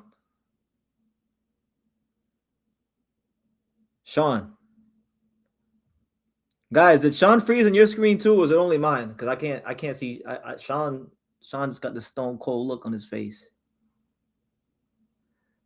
Wrist on froze. Sean on froze. He might have gotten a phone call. Yeah, possibly. They might have said, Sean, come in the house. We got green bean casserole. I don't know. They're saying to Sean. But make sure y'all listen. I hope you guys have been enjoying the live. Shout out to everyone that's been watching and super chatting and hitting the like button, showing that love and support. They say Sean froze like the Niners tonight. Yeah, man. Yeah, what do you guys think? I think this year I'm going to sit on the fence, and then I'm going to say I changed my pick, and I'll just do what all the other channels do. I'll just give prediction videos for each fighter. That way, whoever wins, I can just say I picked it right because I picked both guys. Yeah, he'll probably be back, or maybe his battery died. Let me see if he messaged me. But anyway, listen, we're at the 2 hour and 40-minute mark. So look, we're almost at the 3 hour mark. I won't make it an even 3 hours. So listen, y'all get your questions in. It's True School After Dark, the Untouchable, True School Sports Empire. I hope you guys enjoy. Sean was on here for like an hour. He was on here for like an hour, cooking. We talked about Ali, talked about damn near everything. Shout out to my boy Josh. He says, if Collazo versus Tajron fight were to happen, would you attend their fight? Oh, that's a tough question to ask me because number one, it really all depends on when they fight. There's certain fighters that that I know personally, like if Angelo Leo was fighting around that time, or if it's like if Yugo Saki ever comes out of witness protection and talks to me again, or Ian Green. Like if I don't have no one I know that I'm really close with fighting on that time, and if I can get there, of course. It all depends on the timing of it. It's a great fight. I like Oscar a lot. I like Pedro Tajron. I think that's the fight to make in the 105-pound division. I can't put Oscar Collazo and even give him that top 10 pound consideration until he fights and beats Pedro Tajron. Who do you think Canelo's going to fight? He's past it. And if Canelo somehow became undisputed again, where does that put him all time for you two? Well, Sean's not here, so I can't speak for him. But he's probably going to go try to fight Armando Resendiz, Mexican versus Mexican. That's pretty marketable in boxing. That's a good action fight. He's not going to have to go around looking for Armando. Armando's going to bring the fight right to him. So, yeah, that's what it is. So he said my phone died. That's what I thought, Sean. That's what I thought. So if you want to come back on, it doesn't. I'm only gonna be on Sean for like 18 more minutes. I felt like we cooked on a lot, and I'm sure they might want you back in that house. A lot of channels pick both ways, and then they claim they call it. People are trying hard to give $1,000 with the pick. It's not that serious. Just enjoy. That's where I'm at. Like. I'm that's where I'm at. Like, if you pick it right, cool. If not, it doesn't matter. Like, I know that I know boxing. That's all that matters. Like,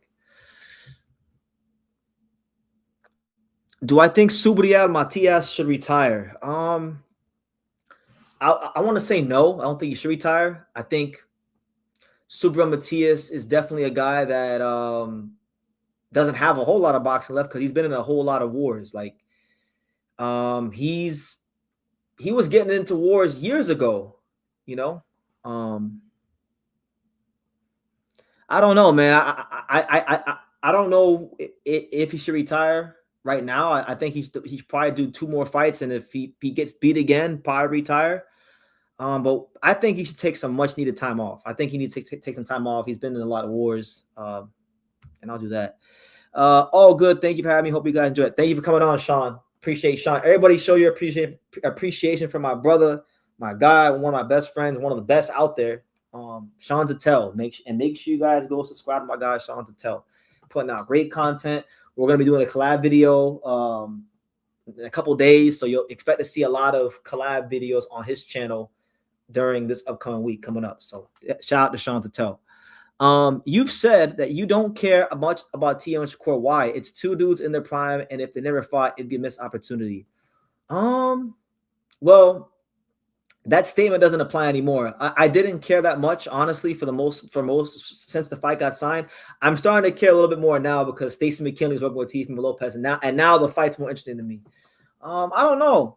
Like, I don't know why I don't care about it. I think it's just because, like, these guys, Shakur, Tio, Devin, Ryan, I've talked about them so much over the years, and it's like now that it's here, it's like, oh, okay, well, I'll enjoy it when it comes around. But now I'm starting to get more excited about it, and when they fight on the 31st, I'm sure I'll be very excited about it. But I won't even be watching. I'll be in Puerto Rico. I'll be at the Xander fight, so that might have something to do with it too. But it'll be a great fight.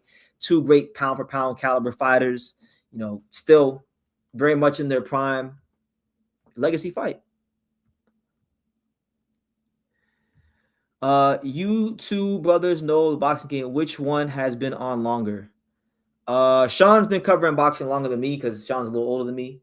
I think Sean, I don't know the exact year Sean started. I'm gonna say though, like at least like 2013, 2012, maybe. He's been on for a while. I didn't start till 2015, so we've been at it a long time. But yeah, Sean's been at it a little bit longer than me. Tio versus Shakur, how do you see it panning out, BT? One-way traffic or back and forth?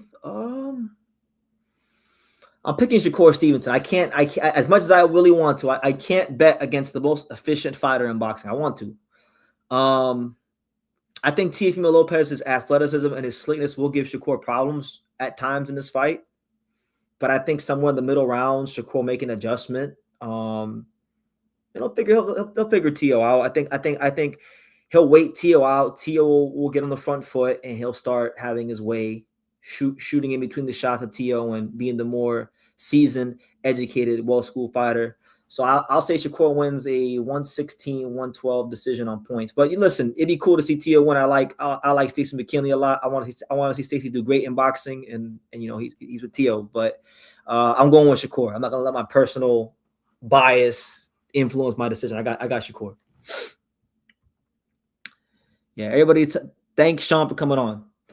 Hey, BT, do you think Shakur's recent teeth implants can affect him with Teofimo Lopez's power? Oh, I haven't thought about that. Someone pointed it out in the comments of their video, and I was trying to.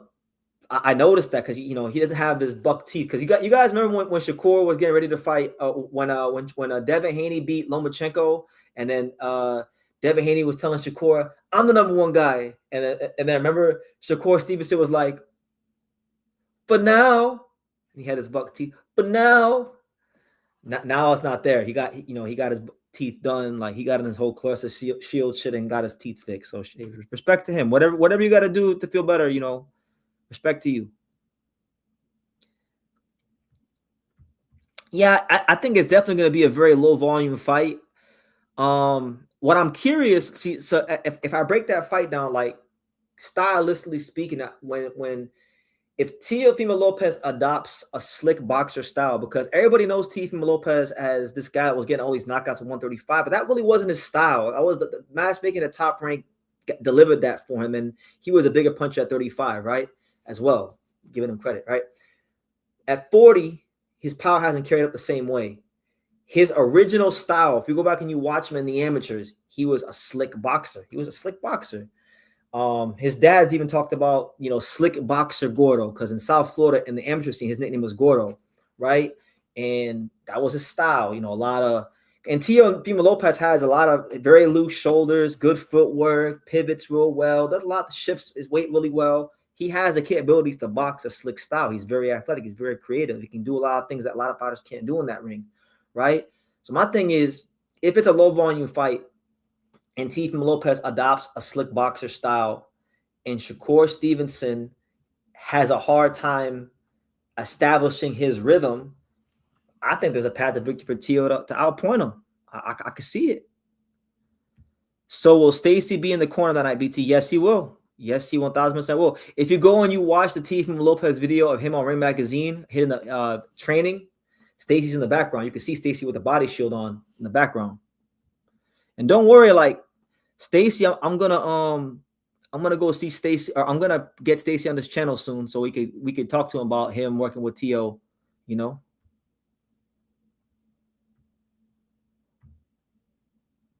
There is also a possibility Shakur Stevenson's hands. Yes, it's very, very possible. Shakur Stevenson's hands could fail him in this fight.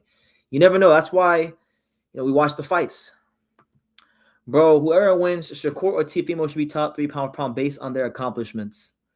Shakur will be a 4-division champion with the win over Teofimo Lopez. I mean, we know he's not above Inoue. We know he's not above Usyk, but I mean, I'd put him over Bam.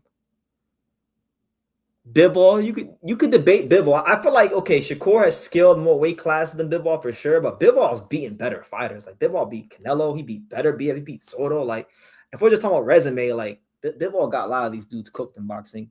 But yeah, you could make an argument for him above Bivol. I don't know how you could put Teofimo Lopez top 3 pound for pound, because he's not even on the pound for pound list right now. Maybe he would come in at like 6 or 7 if he beats Shakur. Because he's not on the pound for pound list now. Like, you can't be off the pound for pound list and then win and then go to number 3. That's just not how it works most of the time. My man said, I get a Crawford vibe from Shakur in terms of confidence, so I'll learn my mistake and I won't doubt him. Well, I'll tell you this: there's only a handful of fighters in the entire sport of boxing that can claim that I've never picked against them. Because, I'm not like this anymore. But like in my younger years, I used to love just being a contrarian. If everyone was picking one fighter, I'll just pick the other guy just because it's fun. It makes the fights funner. But I haven't been like that over the last year or two. I've never once picked against Shakur Stevenson, ever. He's one of the only fighters I can actually claim I've never once picked against him. And he's not like a favorite of mine. Like, he's not a favorite of mine, anything like that. But he's damn good at what he does. So I'm going to stick with him. He's the most efficient guy in boxing.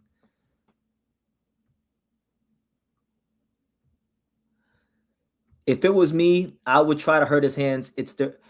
Teofimo was kind of hinted at that. He's hinted at, like, he didn't say it explicitly, but he said, he in the interview that they did face to face with Rick Reno, he alluded to potentially doing some illegal tactics. And Shakur said, anything you do dirty in that ring will be reciprocated. So we shall see. Is that your own list, or are you talking the ring list? I'm talking about in general. Like, when you talk about pound for pound list, if a guy is not on the pound for pound list, normally if he wins a big fight, he's not going to go from being off the list to being number 3 pound for pound. That's just not how it goes. He may come in at like 7 or 8. Have you watched Ruslan Abdullah before? He fought on the Golden Boy card on Friday. Good fighter. I didn't watch the Golden Boy card on Friday. Once Rocha pulled out, I decided not to watch it. I saw some highlights, but I didn't watch it. No, I haven't seen him fight. Shakur is a part of the boxing establishment, so he will not lose. I mean, I don't blame you for thinking that. I mean, listen, I'm probably not gonna watch the fight live because I'll be locked into covering the Xander fight while I'm in Puerto Rico. I've never been to Puerto Rico either, so I'm really excited about that and getting some great content over there and being at a good unification fight, but we'll see how it goes. My man says the reason I think Tio will beat Shakur is because he has never fought a mega athletic boxer like Tio. He has mostly fought flat-footed Mexicans and Africans. like Valdez and Zepeda. I would agree with that. That's my biggest concern. It's like you never fought. Like Shakur is a great fighter in terms of what he's accomplished so far, and he's beaten all these guys clearly, right? That they put in front of him, and he's a 3 division champion, right? They don't just respect. It's a hard sport to achieve anything in, so respect. But yeah, he hasn't fought a mega athletic boxer. I would even go as far as to say is he's never really fought on this level. Like Teofimo Lopez fought Lomachenko. He fought, Josh Taylor. He fought these guys and he prevailed. Shakur has, he fought he fought Zepeda at the Henry Armstrong Stadium, which was a good stage. But I'm saying like, another young, fresh guy like him, or a guy in their prime at that level. He ain't really like Top Rank really looked out for him matchmaking wise. That's just the truth. And I'm picking him, but I'm being honest. I'm picking Shakur, but I'm being honest. Bro, skill for skill, Shakur Stevenson is more skillful than Inoue and Bam Rodriguez, and Inoue and Bam both got dropped clean. He takes way less chances than those guys, but I'm not mad at that. He might be the most skilled guy in boxing, but we're gonna really have that theory put to the test because, like I said, Top Rank's been matching real well over these years. Like they gave him the superstar treatment with him being a U.S. Olympian silver medalist.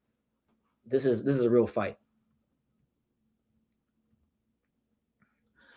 My man right here says, I'm more excited for Xander versus Abbas. I mean, I am too, but it's more because I'm going to be there. It's a personal trip to me. I'm going to Puerto Rico for the first time. I'm going to be there with one of my friends. And who knows, man, I might even pull up to some Puerto Rican boxing gyms. You guys don't know with me. You guys, I might come through and I might run into some Puerto Rican boxing legends at these gyms. So I'm ecstatic for Puerto Rico, but I know most people probably don't feel that way. Most people are excited for Shakur Stevenson and Tio, and rightfully so. It's a great fight.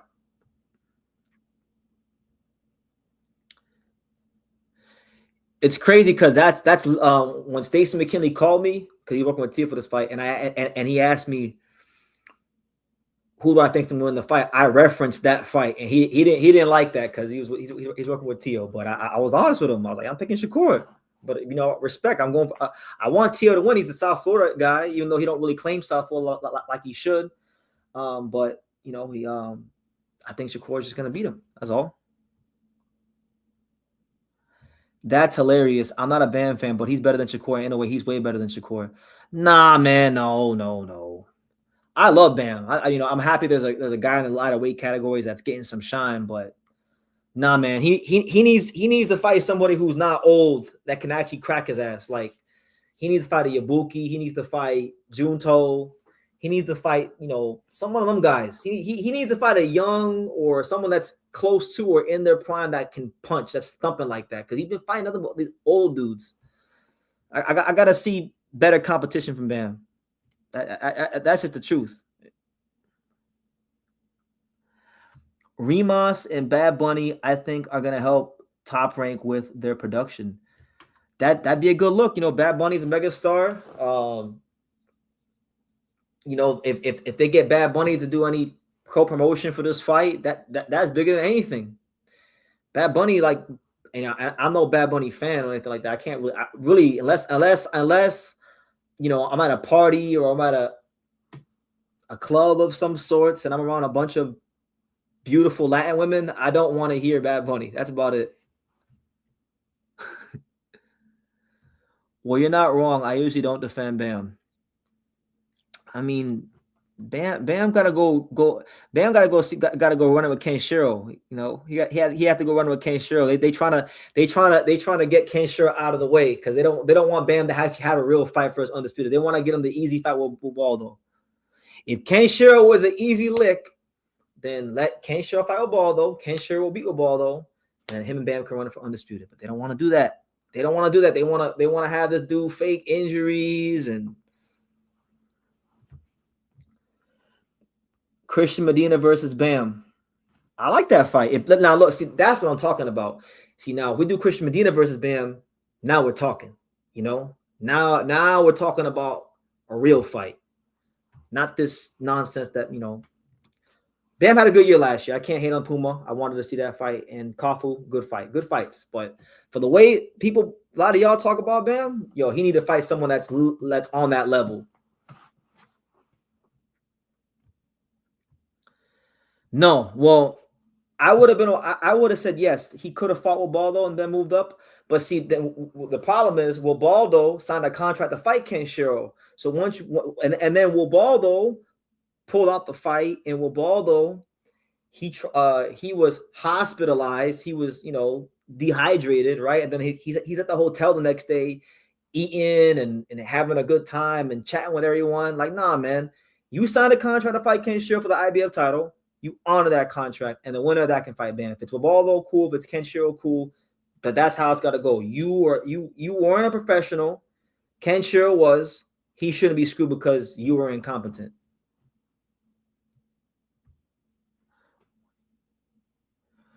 What do I think? Who do I think from USA is going to bring the gold home in 2028? I don't know, man. Every Olympic cycle, we hype up a Keyshawn Davis, a Jamal Harvey, a Shakur Stevenson, and they don't bring the gold medal back. So you know what I'm going to do for this next Olympics?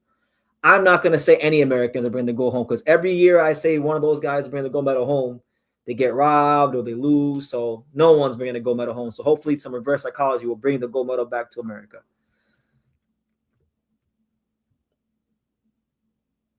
Is Wabaldo trash? I mean, I don't want to call him trash, but let's just say, in comparison to a Bam Rodriguez, yes, I would say he is. Waldo Garcia he started boxing late in his life. He turned pro, I think, at like 27 or 28 or something like that. The Kenshiro fight's a better fight. Are they still going to do Kenshiro Taraji versus Garcia? Well, no. Eddie Hearn is trying to bypass Kenshiro and just do Bam versus Waldo, right? Which is not fair because Kenshiro signed a contract. Eddie Hearn talked a bunch of shit to Kenshiro at the press conference. Eddie Hearn was like, "Oh, you better fight Bam." And last time I checked, only one of these fighters has been calling for this fight since 2023, and it ain't Bam Rodriguez. It's Kenshiro Taraji. So he don't gotta be questioned. Kenshiro don't duck no smoke. He's one of the realest fighters in boxing. He always takes on the hardest challenges.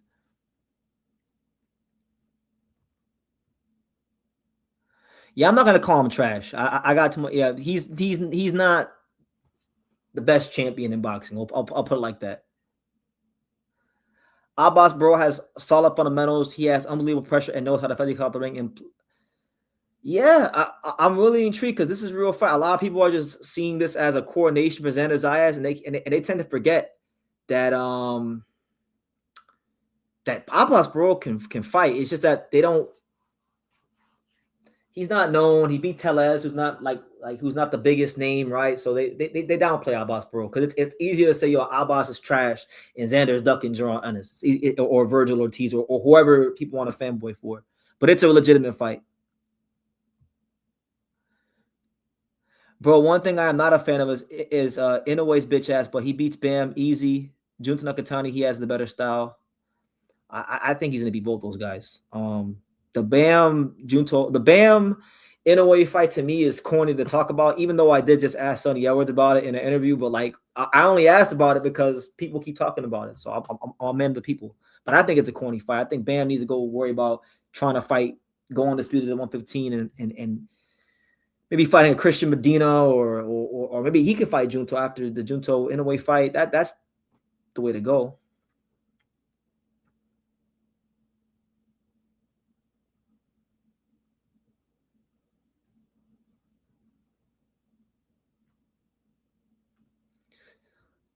Murda Zalia versus Kelly could be the fight of the day on the 31st. I think it's going to be a hell of a fight. It's crazy because I remember back like 2019, 2018 when Josh Kelly was knocking out cans in the UK, and he was when he was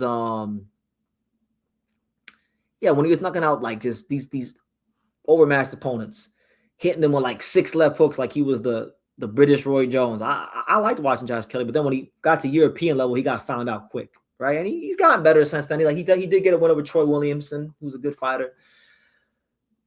But man, if ring rust is in play here, so it could affect Bakram. But man, if Bakram power boxes to his to anything close to his ability, he gonna pack Josh Kelly up. We'll see. I mean, that sounds very on brand for Mr. Marigan. Sounds very, very on brand. No, I'm not familiar with Nico Hernandez, but I guess I gotta learn. A lot of times I'll be finding out about fighters from you guys in the chat. Like there's a couple fighters that I gotta go watch because of you guys in the chat. So I'll add his names to the list. Nico Hernandez, Jordan Orozco. These guys that aren't necessarily household names in boxing, or even like the name's not in the media like that, but I'll add them to the list. I think people are picking Kelly to win because they want him to win, not that they think he'll actually win. You know what it is? Is a lot of people picking Kelly like are Jaron Ennis dick riders. Like they just like Jaron Ennis, and they know that if Josh Kelly beats Bakram, he's a matchroom fighter. It's a matchroom. It's easier to make. Bakram's not a matchroom fighter, and Bakram is a hard fight, and Eddie Hearn is not going to let Boots fight Bakram, which is funny because I feel like maybe Boots could be Bakram. I feel like he could be Bakram. I think that's the route he should go for the title, is Bakram. LVM says Angelo Leo thinks Nakatani won his last fight. I asked him on the TikTok live the other day. Yeah, shout out to Angelo Leo. I've been hearing that he's been going live on TikTok. I don't use TikTok, even though Angelo himself has been trying to get me to go on TikTok for the longest time. And I'm like, nah, man. I'm on enough social media. My brain's already fried enough as it is. I don't need more social media. But I mean, that's his opinion. That's actually surprising coming from Angelo, because Angelo loves that come for Mexican style. But to each his own. I thought Sebastian Hernandez Reyes was screwed. I need to call Angelo soon, because man, he I don't know if he's fighting.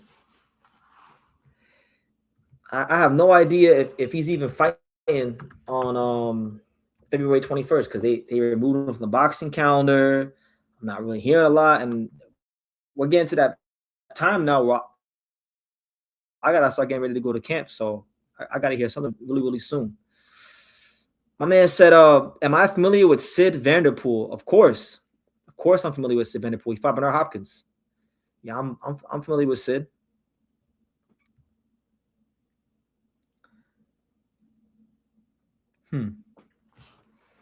Well, I don't think that matchup's the fight that's going to change boxing, but I'll tell you this, them getting Jao Pataya, their undercard wasn't bad. Like they got Julian, who was it? Julian Rodriguez is fighting somebody on the undercard. Who's he fighting? It's a good 140-pound matchup. It was Julian Rodriguez, Hammer Hands, and somebody else. And then it was the fight I'm looking forward to. They have Omar Trinidad versus Max Ornelas. And I'm going to tell you guys right now, I'm putting Omar Trinidad on a high upset alert. Max Ornelas might box his fucking ears off when they fight. That's probably the fight I'm looking most forward to on the Zucker show is Max Ornelas versus what's his name? Omar Trinidad. Omar Trinidad is been very, very well managed these years. I don't think he's as good as Tom Laughlin thinks he is. And Max Ornelas is, he's a former Angelo Leo sparring partner. I see Max do a hell of rounds with Angelo. He might fuck around and snatch Omar Trinidad's. I'm probably gonna pick him. I'm probably gonna pick him by upset. 2026 prospects that we should look out for. Oh, there's lots of prospects. A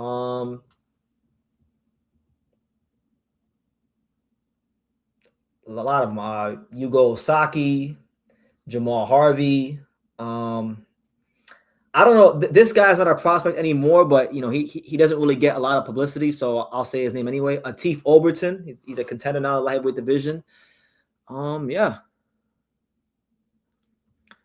Which big fights are you looking forward to in 2026? Give us your top 3 or 5. Well, are these fights that are already scheduled or fights that I want to see? Specify. Like, does it got to be fights that are already scheduled, or could it be fights that I want to see, like hypothetical fights? Because depending on which one you're talking about, I could give you a different answer.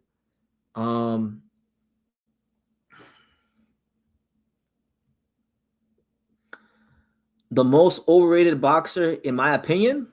Oh, you guys don't want to be. You guys don't want me to ask that question. if I answer that question, we're gonna start World War III here, and I have to get out this live soon. The most overrated boxer.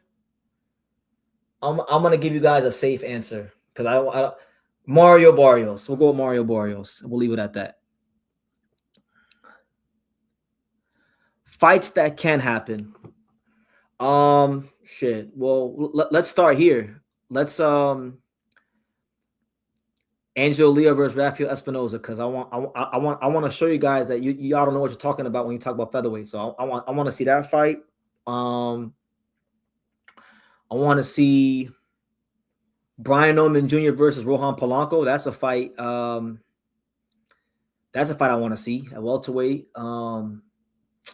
Atif Overton versus Najee Lopez, or Najee Lopez versus Ali Ismailov. If you look at the rankings, they're really close to each other in the rankings. So that fight. Moses Itama versus Ajit Kabiel, like Sean said earlier. There's a lot of fights, but I'll say if you're asking me, my top three is Angel Leo Espinoza, Hugo Osaki versus any champion in boxing, and then I'll say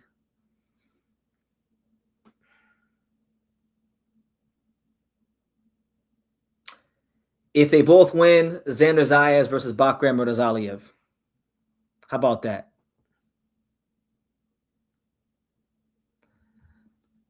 Do you think Ryan could get a belt with Mario? Since I'm picking him, I'm picking him to win. Yes, I think he's going to be the WBC welterweight champion of the world. As crazy as that sounds.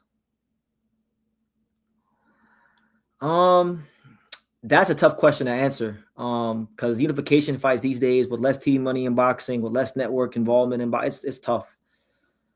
I would like to see some unification at featherweight. How does Canelo versus Beterbiev as a final fight both sound? Canelo Alvarez is not going to touch Artur Beterbiev with a 100-foot pole. But I would like that fight. That was a fight I wanted to see a long time ago. When Canelo was talking all that bullshit back in the day about fighting Makabu, I wanted to see him fight Beterbiev. That would have been a great fight. But if they both fight, I think Beterbiev is going to become the first fighter to stop Canelo Alvarez, for sure.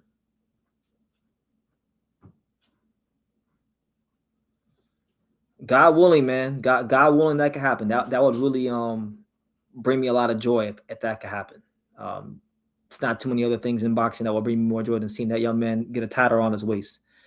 But guys, look, on that note, that's my time for today. I've given y'all 3 hours. It's almost 2 in. So listen, I appreciate everybody who tuned in. Shout out to Sean Tuttle for making a surprise. Because that wasn't planned. Like I didn't expect us to have Sean Tuttle come on live and be here and give me an hour of his time on a day where the 49ers played. So I shout out to Sean. Shout out to Felipe and everyone else who super chatted and showed love and support. And shout out to everybody who smashed the like button. And no live tomorrow, no live Monday. The next live, guys, will be Tuesday night. So I won't be here Sunday. I won't be here Monday. But I'll be here Tuesday night. Before I end the live, let me answer this one question because I like talking about Hugo Osaki because he's very personal to me. Hugo hasn't got a fight yet. Why do they keep doing him like that?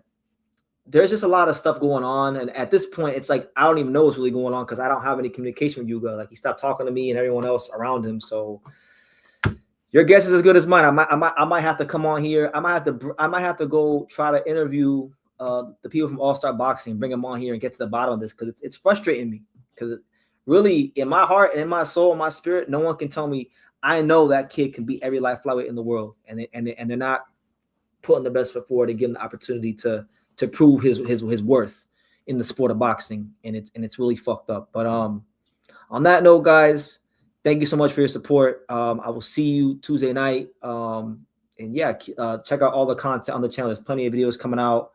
And like I say in every single one of these videos, you know the catchphrase. I don't gotta say it. Be blessed. Have a great night.